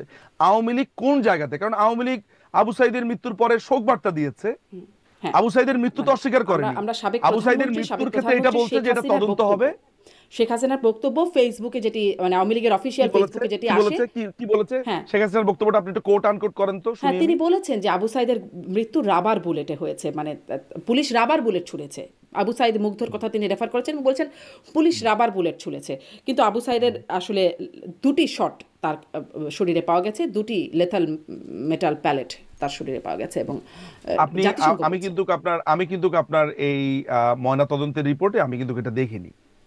ময়নাতদন্তের রিপোর্টটা আমার কাছে এই মুহূর্তেই আছে, চাইলে আপনাকে পাঠাতে পারি, আপনি একটু দেখে নেন। আমি আপনাকে যেই কথাটা বলতে চাই, বাংলাদেশ এই যে আমরা ভুল কোট করি, আপনি মনে হয় কোনো একটা জায়গাতে মিক্স করে ফেলছেন। বাংলাদেশ আওয়ামী লীগ আবু সাইদের মৃত্যু নিয়ে তাদের কোনো ডাউট নেই, আবু সাইদ মারা গেছে। ডাউটের জায়গাটা বা যে রেইজ, বিকজ প্রশ্নগুলো আমরা রেইজ করেছি, আমরা সমর্থকরা কর্মীরা রেইজ করেছি, আমাদের কথারই মিরর কিন্তু আওয়ামী লীগ, ঠিক আছে? সুতরাং আওয়ামী লীগ যা করেছে সেটা তার ভক্তদের কথা, তার সমর্থকদের কথা, তার কর্মীদেরই কথা। কারণ ওই মৃত্যুর আসল কারণ কি, কিভাবে মৃত্যুটা হয়েছে, মৃত্যুর জন্য কে দায়ী, এটা প্রমাণিত হবে কোর্টে। আমরা শুধুমাত্র সম্ভাবনার কথা বলছি। হ্যাঁ, যদি শটগানের গুলিতে মারা যায়, আদালতে যদি সেটা প্রমাণিত হয় আমরা দেখব সেটা কি ধরনের রায় হয়েছে। কিন্তু আমার যে আপত্তির জায়গাটা সেটা হচ্ছে জাতিসংঘ যখন বলছে OCHR হ্যাজ কনক্লুডেড, চূড়ান্ত সিদ্ধান্তে এসেছে। কিভাবে চূড়ান্ত সিদ্ধান্তে আসলো? এটি জাতিসংঘ চূড়ান্ত সিদ্ধান্তে এসেছে, তার মানে এই না যে আদালত কিভাবে আসলো। আমরা তো জাতিসংঘের রিপোর্টটা নিয়ে কথা বলতেই এত কিছু বললাম। জাতিসংঘের রিপোর্টটা যে একটা ভুয়া, জাতিসংঘের রিপোর্টটা যে অনেক রকমের বিভ্রান্তিকর একটা এলিমেন্ট, এইটাই তো প্রমাণ করার চেষ্টা করছি এই আজকে এতক্ষণ কত মিনিট হলো, 20-25 মিনিট মনে হয়ে গেছে। আমরা তো শুরু থেকে এইটাই আপনাকে বলার চেষ্টা করছি যে জাতিসংঘ প্রথমত একটা সভরেন কান্ট্রির কার্যক্রমে হস্তক্ষেপ করেছে, নাম্বার 1। নাম্বার 2 হচ্ছে তারা যে রিপোর্ট দিয়েছে সেই রিপোর্টের ভিতরে সত্যতা আসেনি। জামাতের শিবিরের যে প্রধান, ঢাকা ইউনিভার্সিটির প্রধান কাইয়ুম বলেছে জাতিসংঘের পুরো রিপোর্টের সময় আমরা তাদেরকে সাহায্য করেছি। এটা আমি শেষে আসার কথা ছিল, এখন চলে আসলাম। শিবিরের ছেলে পুরোপুরি যেখানে যেই রিপোর্টে সাহায্য করে, এটা আমার কথা না, কোট আনকোট কালের কণ্ঠের রিপোর্ট, যেখানে শিবিরের ছেলেপেলেরা, আজকে যদি ঘটনা এমন হতো যে ছাত্রলীগের ছেলেরা সাহায্য করেছে, আপনি এই রিপোর্টকে মেনে নিতেন? কিন্তু আওয়ামী লীগও তো তথ্য দিয়েছে, মানে আওয়ামী লীগের কাছেও তথ্য আওয়ামী লীগের 100% অফিসিয়ালস এবং কর্মীদের সাথে আমি কথা বলেছি। আমাকে প্রত্যেকে বলেছে যে জাতিসংঘ তাদেরকে ফোন দিয়েছে, একজন বা দুজনকে, যেমন আমাদের আসাদুজ্জামান খান কামাল ভাইকে, সাদ্দাম হোসেনকে, এই দুজন আমাকে কনফার্ম করেছে। বাকিরা বলেছে আমাদেরকে ফোনই দেয়নি। র্যাবের প্রধান, তারপরে সিটিটিসির প্রধান, তারপরে বিভিন্ন আর্মির জেনারেল, অনেকের সাথে আমার কথা হয়েছে, অনেকের সাথে। আপনি মোটামুটি যাদের নাম বলতে বলবেন, 95% 97% মানুষের সাথে আমার কথা হয়েছে, সরাসরি কথা হয়েছে। আমি তো কলকাতাতে গেছি এই প্রজেক্টে, এই সাক্ষাৎকার নেওয়ার জন্য, ডকুমেন্টারি বানানোর জন্য, এগুলা কিভাবে হয়েছে সেগুলোর জন্য। সেখানে তারা বলেছে যে যেই দুজনের সাথে কথা বলেছে কোনো ওয়ার্ডই তাদের আনা হয়নি। এখানে আপনার যে এই যে সিদ্ধান্তটা, এই যে আপনি 117 নাম্বার যে প্যারাটা আমরা রেফার করছিলাম, এই জায়গাতে অফিসিয়ালদের কথা বলা হচ্ছে। আসাদুজ্জামান খান কামালের বক্তব্য কি এখানে রিফ্লেক্ট করেছে? আসাদুজ্জামান খান কামাল তিনি মিটিংটা ডেকেছেন, এই 117 নম্বর প্যারাতে দেখেন তো উনার কোনো কোর্ট নাই কেন? উনি কি বলেছেন? উনি বিজিবি কমান্ডারকে নির্দেশ দিয়েছেন। না, উনার কোনো কোর্ট নেই কেন? উনার সাথে তার মানে জাতিসংঘের কথা বলেননি? আপনি শুধু বিজিবি কমান্ডারের কথা কেন বলছেন জানেন? কারণ বিজিবি কমান্ডার একমাত্র আপনাদের হাতের পাঁচ, কারণ সে বাংলাদেশে আছে। এই তো ঘটনা। পৃথিবীর বাংলাদেশে এতগুলো এত নিরাপত্তা সংস্থা, এত মিটিংটা যে হতো সেটা তো হতোই, তাই না? সেটা তো হতোই প্রতি সন্ধ্যায় কোর কমিটি অবশ্যই হয়েছে। সেই মিটিং এ প্রধানমন্ত্রী এই কথা বলেছেন যে এদেরকে মেরে ফেলো আর লাশ লুকিয়ে রাখো। প্রধানমন্ত্রী আমাকে নিজে বলেছেন, আমি আপনাকে কোট এবং আনকোট করি, কোট এবং আনকোট, আমার বলা উচিত কি উচিত না আমি জানি না, কিন্তু আমাকে বলতে হবে। প্রধানমন্ত্রীকে আমি জিজ্ঞেস করেছিলাম, আমি ওই মূলত এদের গ্রেফতার প্রসঙ্গে কথা যখন বলছিলাম, উনার সাথে কথা বলার পর আমি পরিষ্কার হয়েছি উনি এই গ্রেফতারের কথা উনি জানতেন না এবং উনাকে জিজ্ঞেস করে করা হয়নি। She didn't know। একদম পরিষ্কার করে তিনি বলেছেন উনি এটা জানতেন না। ডিজিএফআই এর অফিসাররা কাকে গ্রেফতার করেছে, কাকে নিয়েছে, পরে আপনার ডিবির যে অফিসার আছে হারুন সাহেব, সেই হারুন সাহেব কাছে তুলে দিয়েছে 3 জনকে, পরে বাকি 3 জনকে ধরেছে। প্রধানমন্ত্রী এটা জানতেন না। সো আমি আপনাকে খুবই দায়িত্ব নিয়ে কথাটা বলছি যে প্রধানমন্ত্রীকে এখানে দোষী সাব্যস্ত যে করা হচ্ছে এটা মিথ্যা কথা। কিভাবে জানবেন না? এটা তো একদিনের একটা বিচ্ছিন্ন কোনো ঘটনা হয়ে যায় না, একের পর এক ঘটনাগুলো ঘটে যাচ্ছে। তার মানে ওরা এখন আপনাকে যদি আমি একটা রিপোর্টের মধ্য থেকে একের পর এক ফ্লগুলো বের করে দেই, এই রিপোর্টের কি আর কোনো ক্রেডিবিলিটি থাকে? বলেন তো থাকে কিনা? এটা আপনার কিন্তু আমরাও তো প্রধানমন্ত্রীর সেই বক্তব্যটা শুনেছি, মানে একটা বক্তব্য প্রধানমন্ত্রী বলেছেন যে লাশ লুকিয়ে রাখো। না, লাশ লুকিয়ে রাখো না, তিনি নির্দেশনা দিচ্ছেন। কি নির্দেশনা দিচ্ছেন?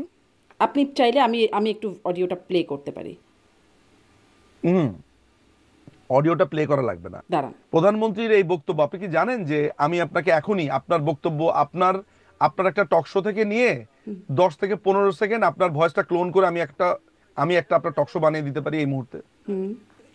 ঠিক ভাইস ভার্সা আপনিও পারেন আমাকে বানিয়ে দিতে। তা হয়তো হতেই পারে, কিন্তু আপনারা তো এটাকে চ্যালেঞ্জ করে দেখান নাই যে এটা আসলে কোনটা চ্যালেঞ্জ করে কি দেখাবো? আমাকে বলছে যে এটা প্রধানমন্ত্রী করেছে, আমরা এটাকে রিফিউজ করেছি, আমরা কমপ্লিটলি এটা রিফিউজ করেছি। এইটা কি আপনারা রিফিউজ করেছেন? কোনটা? হেলিকপ্টার মানে কাজ দেখে কিছু ছবি দেখে পাকড়াও করা যায় না রাতের মধ্যে? সবগুলোকে অ্যারেস্ট করতে বলছি রাত্রে। হ্যাঁ, পাকড়াও করলে না, ওটা বলা হয় কার গলা কি? জি, আপনি এটা শুনেছেন?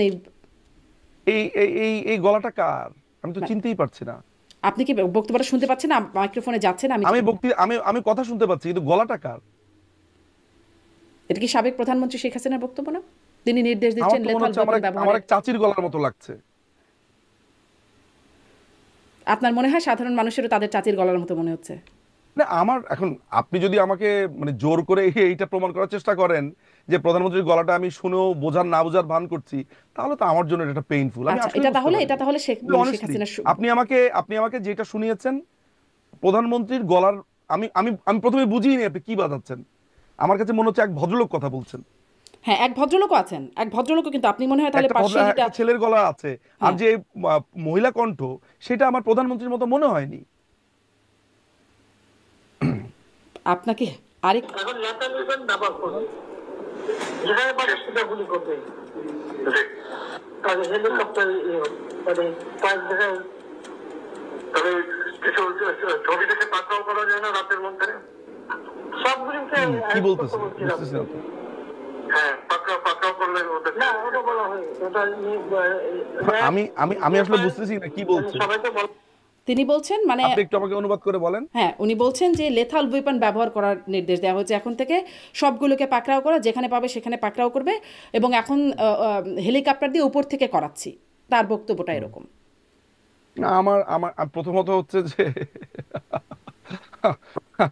প্রথমত হচ্ছে যে এই যে আপনি জানেন যে এগুলা কিন্তু আপনার সবচেয়ে বড় ব্যাপার হচ্ছে যে এভিডেন্স অ্যাক্ট, যারা এভিডেন্স আইন যারা পড়েছে তারা জানে যে এইসব এভিডেন্স একটা নিউট্রাল আদালতে, এইটা তো কার কোনো আদালতই না, এইসব ফোন কনভারসেশন, ফোন রেকর্ডিং, এগুলাকে 3টা লাথি মেরে কোর্ট ফেলে দেওয়ার কথা, মানে এভিডেন্স অ্যাক্ট যদি ফলো করে।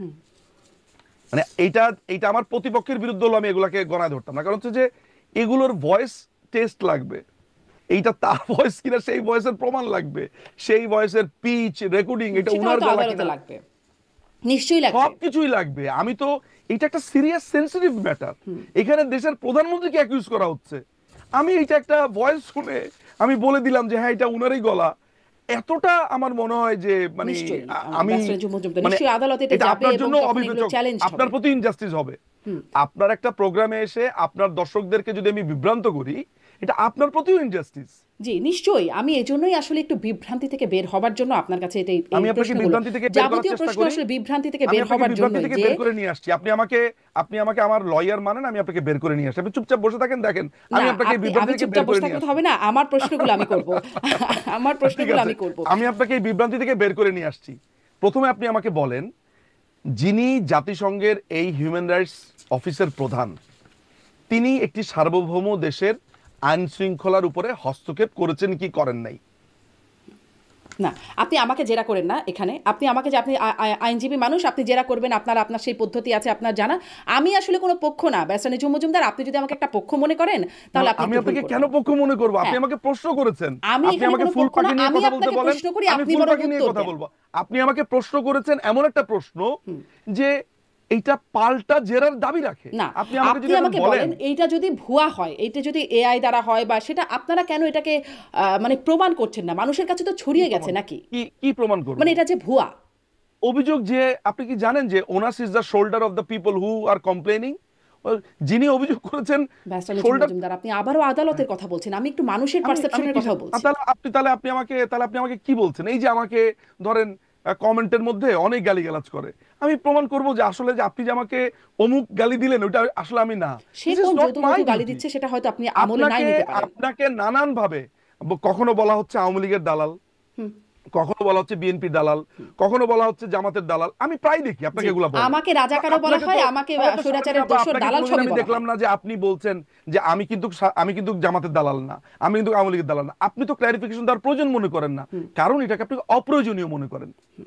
তো এই ব্যাপারটা একই, যে আমার উপরে অভিযোগ আনছে, আমি তো আওয়ামী লীগ শুরুতেই বলে দিয়েছি যে এই গভর্নমেন্ট, এই আদালতই অবৈধ, এই সরকারই তো বৈধ না, বিচার তো অনেক পরের ব্যাপার। কিন্তু এই ভয়েস রেকর্ডটা যে তার না, এটা যে মানুষের কাছে ছড়িয়ে যাচ্ছে, এটা যে তার না, এটি কি আপনারা কোনোভাবে প্রমাণ করতে পেরেছেন? আমি আপনাকে এখন একটা ভয়েস রেকর্ড শোনাবো, ঠিক আছে? আমি আপনাকে একটা ভয়েস রেকর্ড শোনাচ্ছি।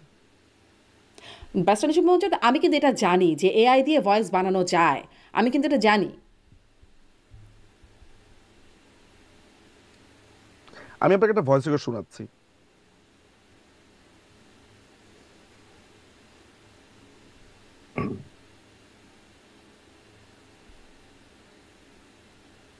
ভয়েস শুনে কি করবে? আমার বিশ্বাস হচ্ছে না নাকি? শুনতে পাচ্ছেন? আবার শোনাই আপনাকে, সরি। ভয়েস শুনে কি করবে? আমার বিশ্বাস হচ্ছে না নাকি? শুনেছেন? হ্যাঁ, এই ভয়েস রেকর্ডটা আপনার, প্রমাণ করেন এটা আপনার না। আমি দাবি করছি যে এই ভয়েস রেকর্ডটা আপনার। আচ্ছা, এটা কি মানুষ বিশ্বাস করলো যে এটা আমার voice record? It doesn't matter, বিশ্বাস অবিশ্বাসের পারসেপশনের ব্যাপার না। ব্যাস, ব্যাপারটা হচ্ছে একটা মজুমদার, মানুষের এটা বিচার হচ্ছে না। পার্সোনাল। আমি আপনাকে এইটাই প্রমাণ করবার চেষ্টা করছি যে আমি দাবি করছি এটা আপনার। আপনি বড়জোর কি করতে পারেন? এই দাবিতে আমার কিছু যায় আসে না, কারণ হচ্ছে এটা আমার না, আমি জানি এক নাম্বার। না না না, একদম কিন্তু আমি আর প্রধানমন্ত্রী শেখ হাসিনা এক বিষয় না। আমি আর প্রধানমন্ত্রী শেখ হাসিনা এক বিষয় না, এক নাম্বার। এবং এটা একটা পার্সোনাল, কোনো একটা চিপ, কোনো একটা ভয়েস রেকর্ড কারো হবে না। এটা বিষয়, কারণ হচ্ছে যে আমরা শুরুতে এটি মানুষ মারার কথা বলা হচ্ছে, সাধারণ বিক্ষোভকারীদের মারার কথা বলা ঠিক আছে, হচ্ছে। আমি আপনাকে একটা হত্যার একটা চ্যাটিং তলে এনে বলি এটা আপনি। আপনাকে তো আমি একটা ছোটখাটো শোনালাম, এখন একটা সিরিয়াস অভিযোগ আপনার বিরুদ্ধে আনি যে আপনি হত্যার পরিকল্পনা তাহলে আপনি করছেন। বলতে যাচ্ছেন মানুষ এটা বিশ্বাসই করে না যেটা প্রধানমন্ত্রী শেখ হাসিনার। মানুষের বিশ্বাসের উপরে তো আপনি মানুষের বিশ্বাস রাজনীতি নিয়ে করেন আসছেন। ব্যারিস্টার নিঝুম মজুমদার। আপনি আপনি আপনি তাহলে তো চাঁদের গায়ে সাইদিকে দেখা গিয়েছে, লক্ষ লক্ষ মানুষ দাবি করেছে, ওইটা প্রমাণ দিতে হবে আমাকে। মানুষকে তো বোঝাতে হবে যেটা অসত্য, কিছু মানুষকে তো বোঝাতে হবে। এই এনলাইটেনমেন্টের দায়িত্বটা আপনাদের আছে। কাকে বোঝাবো? মানে মানুষ যখন একটা উইয়ার্ড চিন্তা করে, একটা দেশের প্রধানমন্ত্রী ফোনে বলছেন যে অমুককে মেরে ফেলো, খুন করো, এই জিনিসটা যখন এবং সেটা যখন হচ্ছে সামনাসামনি, যখন দেখা যাচ্ছে যে আইন শৃঙ্খলা বাহিনী এটা করছে, এবং যখন সাথে সাথে মানুষ দেখছে যে একটা ভয়েস রেকর্ড পাওয়া যাচ্ছে যেখানে প্রধানমন্ত্রী বলছেন যেটা করো, কি দেখা যাচ্ছে কোনটা দেখা যাচ্ছে? যে পুলিশ গুলি করছে, মানুষ মারা যাচ্ছে, পুলিশ গুলি করছে, পুলিশের উপরে অ্যাটাক করেছে, পুলিশ আপনার শর্টগান ছুড়েছে, পুলিশ আপনার ফাঁকা গুলি করেছে, এগুলো তো আমরা দেখেছি। কিন্তু পুলিশের গুলিতে মারা গেছে এটা আপনি দেখেছেন? মাস্টার নজরুল মজুমদার, আপনি এই বিষয়গুলোকে তাহলে একদমই জাস্ট অস্বীকারের মধ্যেই রয়ে যাচ্ছেন। অফকোর্স, আপনাকে তো শুরুতে এইটাই বলার চেষ্টা করেছি আমি। অফকোর্স 100% পুলিশ তার সেলফ ডিফেন্সের জন্য কোনো জায়গাতে বল প্রয়োগ করেছে, মেরেছে, ছড়াগুলি মেরেছে, রাবার বুলেট মেরেছে, আমি অস্বীকার করছি না। তাদেরকে যখন আক্রমণ করতে এসেছে তখন, এবং আপনি আমাকে আলোচনা শুরু করেছেন হিউম্যান রাইটস অফিসের এই রিপোর্টটা নিয়ে। এই হিউম্যান রাইটস অফিসের এই রিপোর্টের মধ্যে আমি আপনাকে কতগুলো ভুল বের করে দেখালাম। সেখানে আপনাকে দেখালাম যে তারা কিভাবে সিদ্ধান্ত নিয়েছে কোনো ধরনের প্রমাণ ছাড়া। দেখালাম যে জাহাঙ্গীর সাহেবের উপরে তারা মিথ্যা অপবাদ দিয়েছে। আমি তাদেরকে দেখিয়েছি যে তারা অফিসিয়ালদের সাথে কথা বলেছে বলে দাবি করেছে, কিন্তু আসলে কোনো অফিসিয়ালদের সাথে তারা কথা বলেনি। আপনি বরঞ্চ কিভাবে আপনি এটা বললেন যে তারা অফিসিয়ালদের সাথে কথা বলেন? তারা তো একটা আবার নিচে কিন্তু তারা রেফারেন্স দিচ্ছে, তারা বিভিন্ন নথি দিচ্ছে। বের করেন তো ওই যে আপনি দেখেন প্রত্যেকটা নিচেই রেফারেন্স নাম্বার দেয়া আছে। কি রেফারেন্স নাম্বারটা আমি দেখেছি। আমার কাজই তো হচ্ছে এগুলো নিয়ে কাজ করা। সেই রেফারেন্সের মধ্যে কোড ওয়ার্ড, কার রেফারেন্স কেমনে বুঝবো? এফএফটিভি, আইএনটি, তাই না? না, চ্যালেঞ্জই তো করছি আমি। এই কারণেই তো তাদেরকে প্রতিবাদ পাঠিয়েছি। আমরা তো আমাদের চ্যালেঞ্জ করেছি। হ্যাঁ, এবং সেই নথিগুলো দেখার মতো, মানে আপনারা এই বিষয়গুলো, এটি প্রধানমন্ত্রী শেখ হাসিনা না। আমার কাছে একটা জিনিস অবাক লাগে একটা ব্যাপার, যে আমি যদি আপনার উপরে হয়ে যাওয়া একটা টর্চারের ব্যাপারে আমি তদন্ত করতে আসি, এবং অতীতে আপনার সাথে আমার একটা বড় ধরনের, আমি আপনার উপর অন্যায় করেছি, সেই মানুষটাই আপনার ব্যাপারে হয়ে যাওয়া একটা অন্যায়ের ব্যাপারে তদন্তের দায়িত্ব পেল, আপনি সেই তদন্তটা মেনে নেবেন? আমি আপনাকে এইটাই বোঝানোর চেষ্টা করছি যে এইখানে যিনি তদন্ত করছেন তিনি বায়াস। তার এই তদন্ত হবে না, এইটা সবার মতামত নিতে হবে। আমি ওইটুকু, যদি তিনি বায়াসড হয়ে থাকেন, এক হচ্ছে তার বায়াসড হয়, জাতিসংঘের বায়াসড হবার কারণ কি, এক নাম্বার। আর এটি যদি বায়াসড হয়, অসত্য, এটি আপনি কিভাবে মানে? এই যে আপনি বললেন জাতিসংঘের বায়াস হওয়ার কারণ কি, মানে জাতিসংঘকে আপনারা কি মনে করেন আসলে?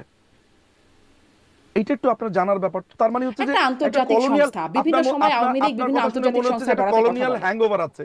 যেহেতু তিনি সাদা, যেহেতু তিনি ইংরেজিতে কথা বলেছেন, তাহলে ঠিকই বলেছেন, ব্যাপারটা এমন। মানে আপনার ক্ষেত্রে অন্তত তা হওয়া উচিত না। আমি আপনাকে যতদূর রিড করতে পারি, you are not like that. তাহলে আপনার কথা শুনে আমার এটা কেন মনে হচ্ছে যে যেহেতু জাতিসংঘের অসংখ্য মিথ্যাচার করেছে, অসংখ্য রিপোর্টে আপনার সাদ্দাম হোসেনের যখন আপনার তার ওইখানে অ্যাটাক করে, সেখানে জাতিসংঘ আমেরিকাকে সায় দিয়েছে। তারপরে আপনার ইসরায়েলিরা যে অ্যাটাক করেছে সেইখানেও ঠিক মতো রিপোর্ট দেয়নি। তারপরে পৃথিবীর নানান জায়গাতে অন্যায় হয়ে যাচ্ছে, আমেরিকানরা তাদের টাকা বন্ধ করে দিল কেন বলেন তো দেখি? না, কিন্তু আমেরিকানরা জাতিসংঘের তাদের টাকা রিপোর্টকে বন্ধ করে বিভিন্ন দিয়েছে। সময় জাতিসংঘকে আপনারা রেফার করেছেন, বিভিন্ন আন্তর্জাতিক সংস্থাকে আপনারা রেফার করেছেন, মানে পক্ষে গেলে রেফার করা যাবে আর বিপক্ষে গেলে করা যাবে না। না তো, এমন করিনি তো। আমি তো জাতিসংঘ আমার পক্ষে কিছু গেলেও আমি যদি দেখি যে এইটা ডিসপ্রপোর্শনেট, আমি বলি যে ভাই এইটা কি বললেন। আমরা তো অনেক সময় এইটার কথা বলেছি।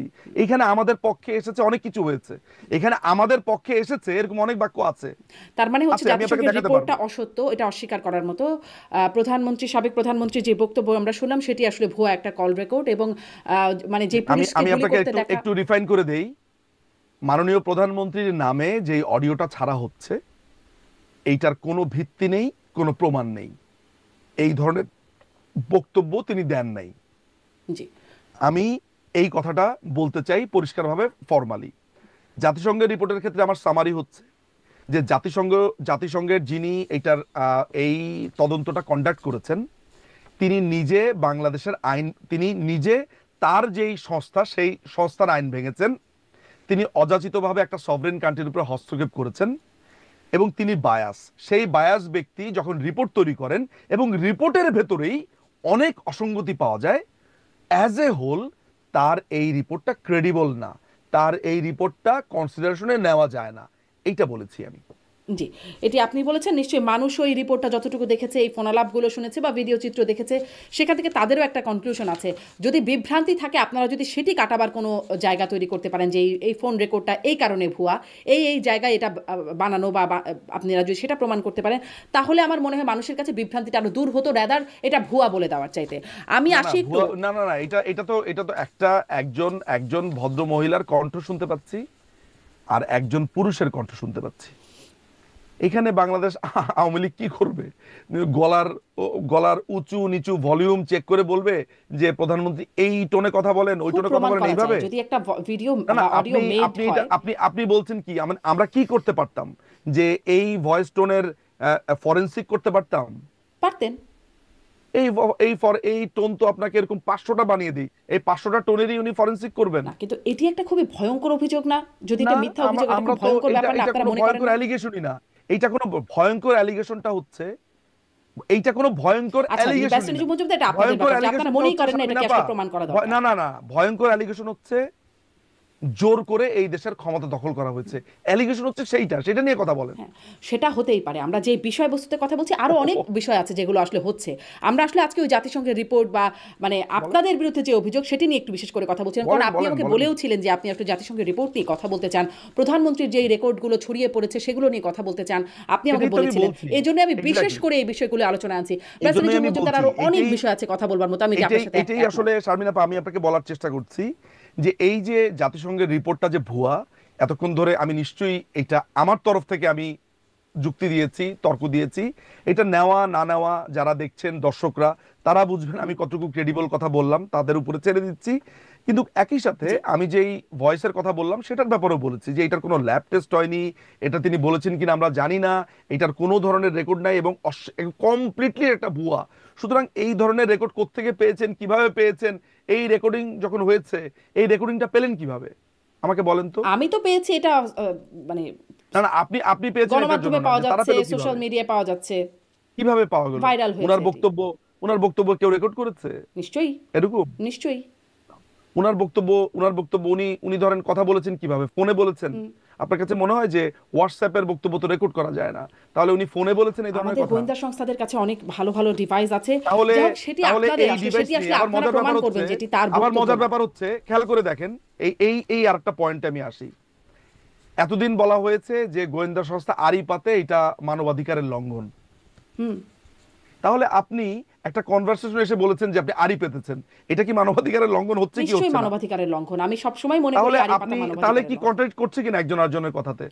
মানে যদিও আমি এটা ধরে নিচ্ছি যে এটা ওনার কণ্ঠ না, কিন্তু আমি ধরেন শুধুমাত্র এই আড়ি পাতার ব্যাপারটাতে ধরা যাক যে এই কনভারসেশনটা নিয়েই যদি আমি কথা বলি, তাহলে তো সেই প্রশ্ন আসে, তাহলে যারা কথা বলছে তারা কিন্তু দুই আড়ি মুখে কথা পাতার জন্য বলছে। যাবতীয় ডিভাইস নেওয়া, যাবতীয় এখতিয়ার দেওয়া, অথরিটি দেওয়া, সেটা আপনাদের সরকার যখন আওয়ামী লীগ সরকার ক্ষমতায় ছিল সেই কেন সময় দিয়েছে। কেন আপনার কেন বিএনপি আমলে এনএসআই রেকর্ডিং করতো না?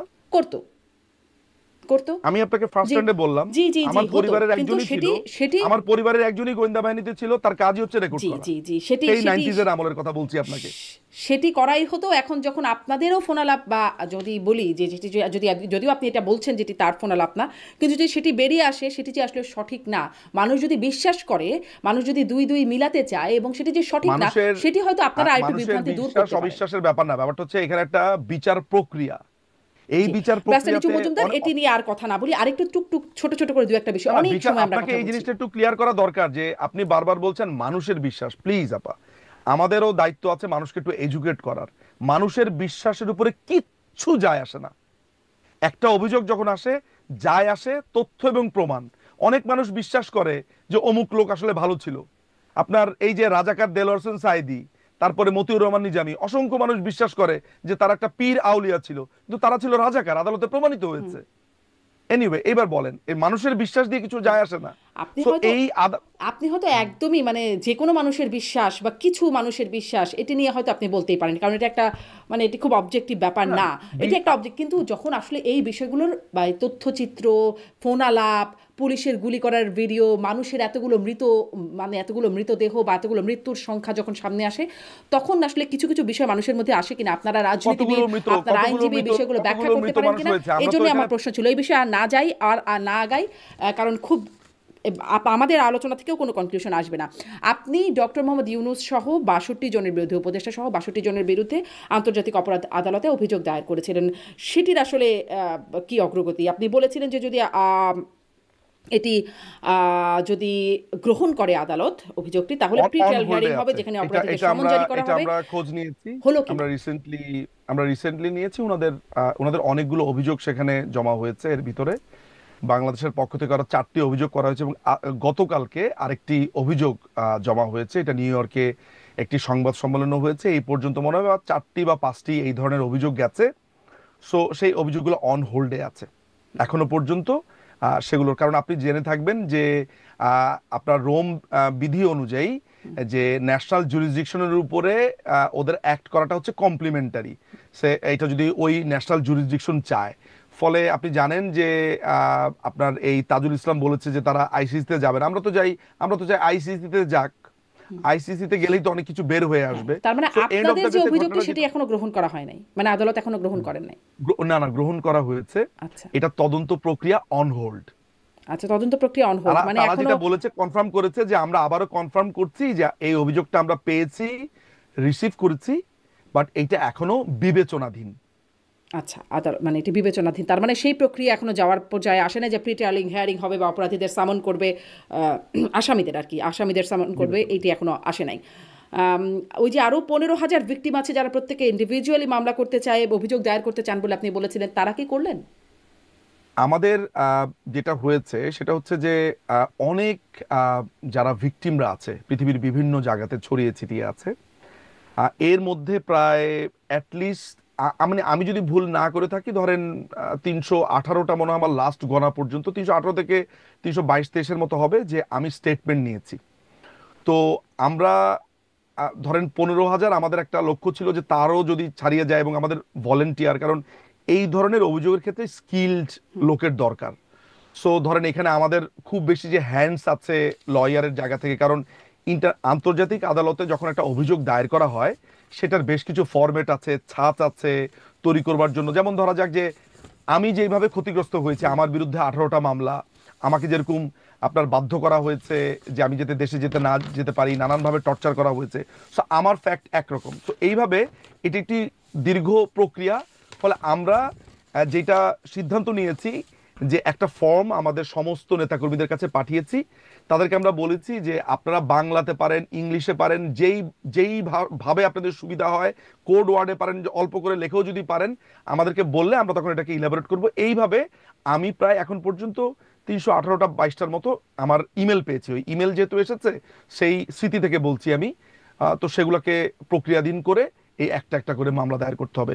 এই ফর্মটা ফর্মের সাথে একটা আপনার মানে সেই বড় 15,000-এর মধ্যে আপনি এখনো প্রক্রিয়াধীন, মানে প্রিপারেশনের মধ্যে আছে, আমি এখনো তি- আমি একটাও আমি হয়নি। 318টা এরকম অভিযোগ পেয়েছি। এই আচ্ছা। 318টা প্রত্যেকটা অভিযোগের সাথে আলাদা করে এভিডেন্স দাখিল এবং একই সাথে ফরওয়ার্ডিং, অর্থাৎ মূল যে ড্রাফটটা করব সেইটা, এগুলো বাকি আছে। এগুলো প্রস্তুতি অনেক চলছে, এখনো মানে কষ্টসাধ্য একটা দায়ের করা ব্যাপার। হয় নাই। শেষ করব আসলে, অনেকটা সময় আপনি কথা বলছেন আমার সাথে, অনেক ধন্যবাদ, আপনি সময় দিচ্ছেন আমাকে অনেকটা। একটা বিষয়ে আপনি সম্প্রতি শুনেছেন কিনা, আলোচিত সমালোচিত এবং প্রভাবশালী অনলাইন অ্যাক্টিভিস্ট পিনাকি ভট্টাচার্য তিনি বলছেন যে, তিনি বিএনপির কথা বলছেন যে বিএনপি রাজনীতি যেটি করছে সেখানে তারা কোনো বয়ান তৈরি করতে পারে না, তারা আওয়ামী লীগের আপনি একাই, মানে আপনাকে ইঙ্গিত করে বলছেন, যদিও তারা সেই ওই শব্দটা ব্যবহার করছেন হার্পিক মজুমদার, এবং আপনি একাই সত্য মিথ্যা মিলিয়ে 1 ঘন্টার বয়ান দিতে পারবেন। আপনি বয়ান তৈরিতে যে পারঙ্গম, বিএনপির সকল মাথা এক করলেও বাজারি কথাবার্তার বাইরে 2 মিনিটও কথা বলতে পারবেন না।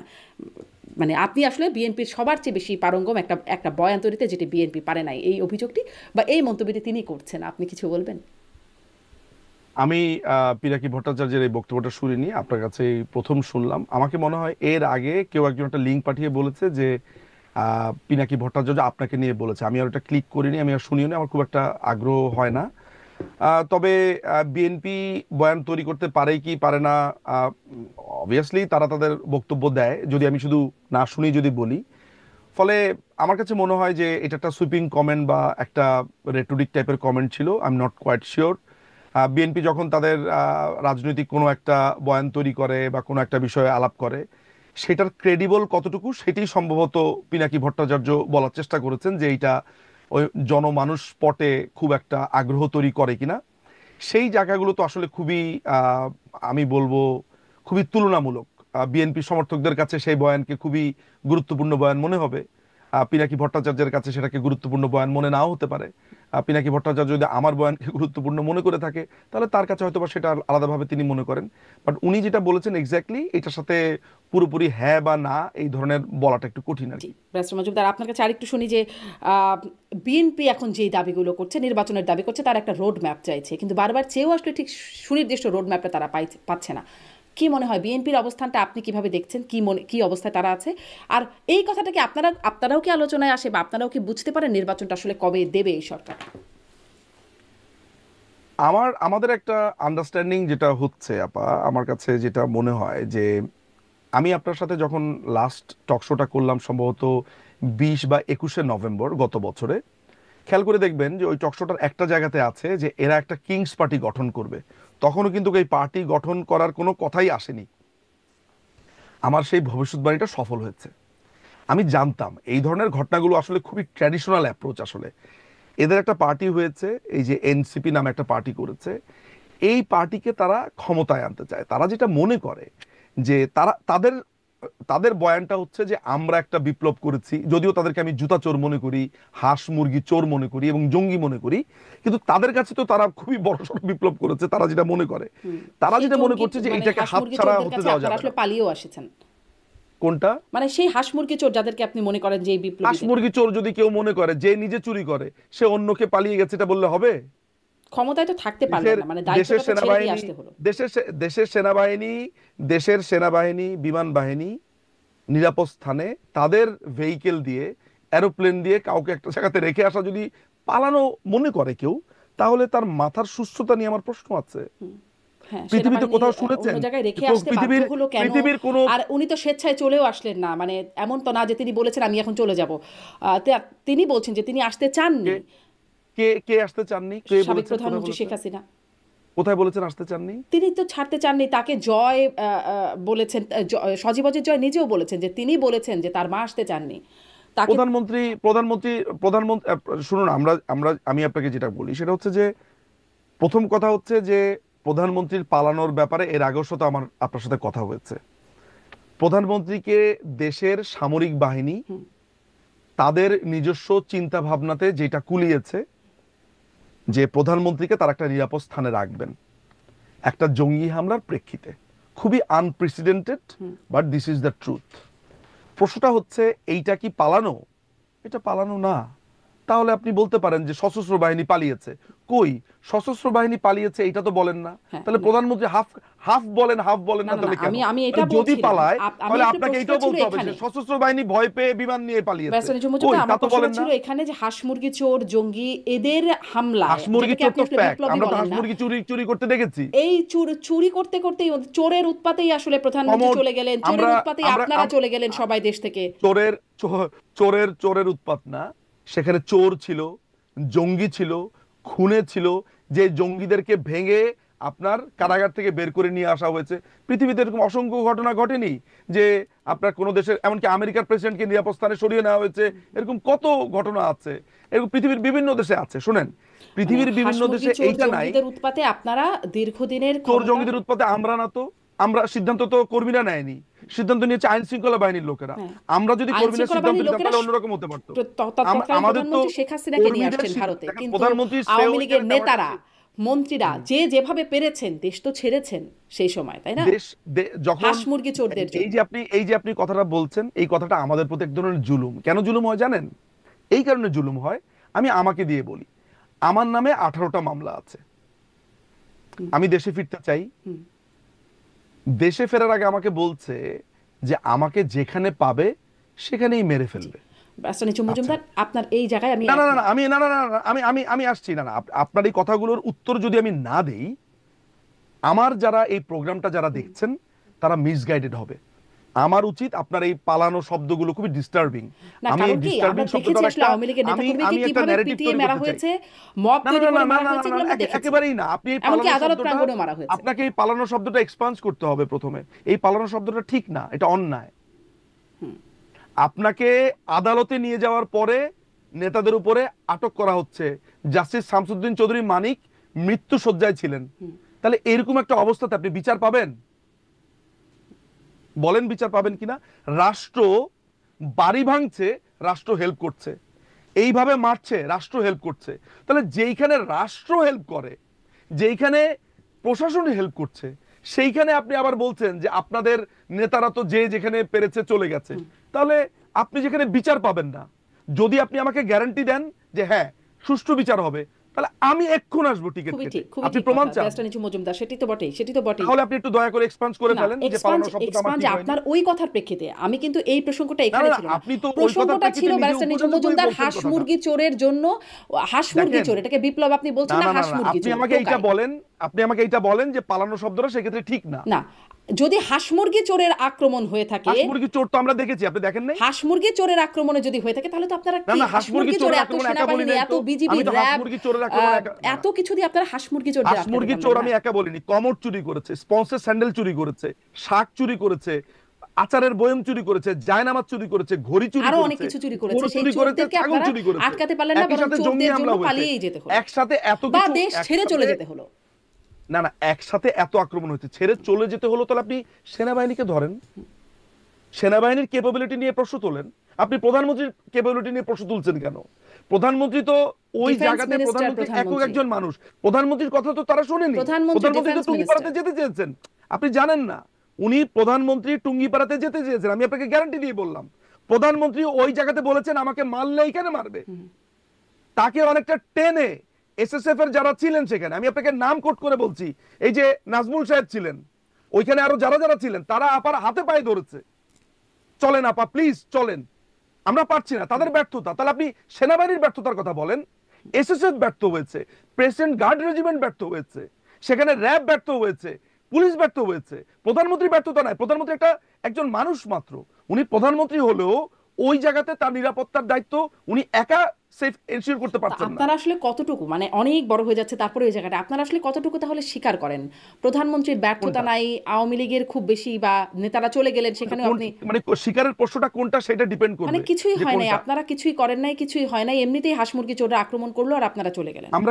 আমরা কি করেছি আপনি বলবেন তো? আমি তো জানি না, আপনার কাছে জিজ্ঞাসা করছি আপনারা কি করেছেন। আপনি আমাকে বলছেন যে আপনার কোনো কিছু স্বীকার করবেন না, দুম করে এসে বললেন, আমি বললাম যে হ্যাঁ স্বীকার করেছি, ঠিক আছে। না স্বীকার করেছেন বলতে কোনো কিছুই বলছি না আপা, গান্ধীর ছাগল আমি চুরি করেছি না ব্যারিস্টার নিজুম মজুমদার, না অবশ্যই আমি এটা বলছি যে কেন আপনাদেরকে হাঁস মুরগি চোররা আক্রমণ করলো আর আপনারা দেশ ছেড়ে চলে গেলেন? এমপি মিলে আমি ছিলাম প্রধান চোর, আর আওয়ামী লীগের 300 এমপি আমার সাথে সাথে ছিল, আমরা মহাত্মা গান্ধীর ছাগল চুরি করি। যারা যারা এই ভিডিওগুলো কাট করে হয়েছে? নেয় না, ঠিক এখান থেকে কাট করে নেবে ব্যারিস্টার নিজাম মজুমদার, আমি ছিলাম প্রধান চোর, আপনি এটা কাট বলছেন। করুক, কাট করুক, কোনো সমস্যা নাই। ছাগল চুরি ধরেন, এই আমাকে ওই মহাত্মা গান্ধীর ছাগল চুরিতে আপনি ফাঁসি দেন, কোনো সমস্যা নাই। জি। এখন আপনি আমাকে যে প্রশ্নটা করছেন, তাতে হঠাৎ করে আপনি আমাকে বলেন তাহলে আপনি কি কিছুই স্বীকার করবেন না? আমার বিরুদ্ধে অভিযোগটা কি? আপনারা এমনি এমনি চলে গেলেন, হাঁস মুরগি চোররা কেমনে আসলে কেমনে আপনারা চলে গেলেন। আমাদের উপর ষড়যন্ত্র হয়েছে, জঙ্গি হামলা হয়েছে। আমাদের উপর তো জঙ্গি হামলায় প্রথমবার হয়নি, 75 সালে হয়েছে। 75 সালে আমরা কি করেছিলাম? অবশ্য পিনাকি ভট্টাচার্য বলছে আপনি খুব ভালো বয়ান তো নিতে পারঙ্গম, যদি এই বয়ান দিয়ে আপনারা মনে করেন আপনারা ফিরে আসতে পারবেন, সেটি একটা ভালো না, বয়ান হতে আমি পারে। আমি তো বয়ান না, বয়ানটা হচ্ছে আপনি আমাকে যে প্রশ্ন করেছেন সেই প্রশ্নের উত্তর আমি দিয়েছি। শেষ প্রশ্ন, ফিরে নির্বাচন আসা, কবে হবে বলে মনে ফিরে করেন? ফিরে আসা এবং না আসা এটা পলিটিক্যাল ব্যাপার। শেষ প্রশ্ন, Politics নির্বাচন কবে হবে বলে মনে করেন? নির্বাচন হবে বলে আমার মনে হয় না, কারণ এই দখলদার বাহিনী, আর তার সবচেয়ে বড় ব্যাপার হচ্ছে এরা নির্বাচন দেওয়ারই বাকে। এটা তো দখলদার বাহিনী। এখানে একটা অন্তর্বর্তীকালীন সরকারের কোনো কথাই আমাদের সংবিধানে নাই। আসবে হচ্ছে এখন যেহেতু তত্ত্বাবধায়ক সরকার যদি ফেরত আসে, যেটা রিভিউ পিটিশন করা হয়েছে, এটা রায় আছে, যদি তত্ত্বাবধায়ক সরকার আইনের বদলতে ফেরত আসে, যদিও এই কোর্ট নিয়ে আমার মানে এই কোর্টের যিনি প্রধান বিচারপতি, তাকে তো ওই ছাত্ররা এসে বলেছে আপনি প্রধান বিচারপতি, তো তাকে বসিয়ে দিয়েছে, সে তো আসলে জুডিশিয়াল প্রসেসে আসেনি। ফলে হোয়াট এভার ইট ইজ, যদি তত্ত্বাবধায়ক সরকার আসে, সেই ক্ষেত্রে আমরা মানতে রাজি আছি যে তারা কখন ইলেকশন দিবে না দিবে, এরা তো কোনো ডিসাইড করবে না, এরা তো উড়ে এসে জুড়ে বসা, ইল্লিগাল। ফলে দুঃখের বিষয় বিএনপি এটাই, যে আমাদের কথাটা আগের প্রধান বলছে, বিচারপতি সুরেন্দ্র কুমার সিনহাকে তাকেও একরকম জোর করে গোয়েন্দারা গিয়ে কিভাবে কিভাবে কিভাবে দিয়েছি বলেন, ঠেলে বের করে দেয়, মানে এটা তার বইতে আছে। কিভাবে বলেন না? তার তিনি বইতে আছে। তো চিঠির ভিতরে লিখেছেন তিনি হলিডেতে গেছেন। কিন্তু তিনি আসলে কেন বলেছেন সেটি তার ওই যে ব্রোকেন ড্রিমস এই বইতে ও, আসলে তাহলে আপনি আমরা তাহলে আপনি পড়েছি। আমাকে তাহলে আপনি আমাকে না, এইটার সাথে ওই এইটার বিষয়ে উদাহরণ আজকে আর দিচ্ছেন? আলোচনায় না যাই আপনি ব্যারিস্টার তাহলে নিজাম না মজুমদার। এটা এই আলোচনা শেষ করতে হবে এইটা। তাহলে আপনি বলছেন যে কয়েকটা ছেলে, ইউনিভার্সিটির কয়েকটা ছেলে এসে সুপ্রিম কোর্টের সামনে এসে বলছে যে দুপুর 2টার ভেতরে প্রধান বিচারপতিকে পদত্যাগ করতে হবে, একদমই ঠিক শাহিন না, সাহেবকে। এটা হতে পারে না সেটা। হ্যাঁ, আপনি এই কথা বলার পরে এইটার সাথে সুরেন্দ্র কুমার সিনহা তারটা যায়, মানে আসলেই কি যায়, মানে সিরিয়াসলি এটা আপনি এটা মনে তো একটা করেন? বিশেষ পরিস্থিতি, পুরো বিষয়টাই মানে আপনিও বলছিলেন আনপ্রেসিডেন্টেড, তাই না? আপনিও বলছিলেন যে আনপ্রেসিডেন্টেড বলেছি, প্রধানমন্ত্রীর এই চলে যাওয়া বা এই সেনাবাহিনী হামলা, এই অন্য বিষয়গুলো। দেশে নিয়ে যাওয়া, সেটা জি, আনপ্রেসিডেন্টেড এই বলেছি। পুরো প্রেক্ষাপটে আনপ্রেসিডেন্টেড ঘটনার প্রেক্ষাপটে অনেকগুলো আনপ্রেসিডেন্টেড ঘটনা আমাদের দেশে তার ঘটে মানে ওটা গেছে। আপনি মেনে নিতে পারেন? তাহলে যেহেতু আনপ্রেসিডেন্টেড ঘটনার মধ্য দিয়ে হয়েছে, তাহলে এটা মেনেই নেওয়া যায় এরকম না না, ব্যাপারটা? মেনে নেওয়ার বিষয়ে এখানে মেনে নেওয়া যায় কিনা সেটা নিয়ে আমার প্রশ্ন না, আলোচনা না। আমি তাহলে বলছিলাম আপনি যে এই যে বিচার আমি বিভাগের যে হাসচোরদেরকে- ব্যবস্থা, এটি দেখেন আপনি আপা, মানছেন না, ওটি তারা মানেন না, মানে কেউ কোন হাসচোরদেরকে হাসচোর বললে আপনার মনে পড়ে যায় প্রধানমন্ত্রীর পালানো, এই কথাটা বলা আপনার প্রয়োজন। আমি যখন ওই প্রধান বিচারপতিকে 2টা স্টুডেন্ট এসে বসিয়ে দিয়েছে, এই কথাটা বললে আপনার সুরেন্দ্র কুমার সিনহার কথা মনে পড়ে যায়। এগুলোকে কি বলে জানেন? এগুলোকে বলে হচ্ছে জাস্ট ওয়ার্ল্ড থিওরি। জি। অর্থাৎ আপনি যেহেতু এটা করেছেন তাই এটা ঠিক আছে। জি, না, কিন্তু আমি এরকমটা যেটা না। করেছি, আপনি ব্যারিস্টার এটার নিজাম কোনো প্রমাণ মজুমদার, নাই।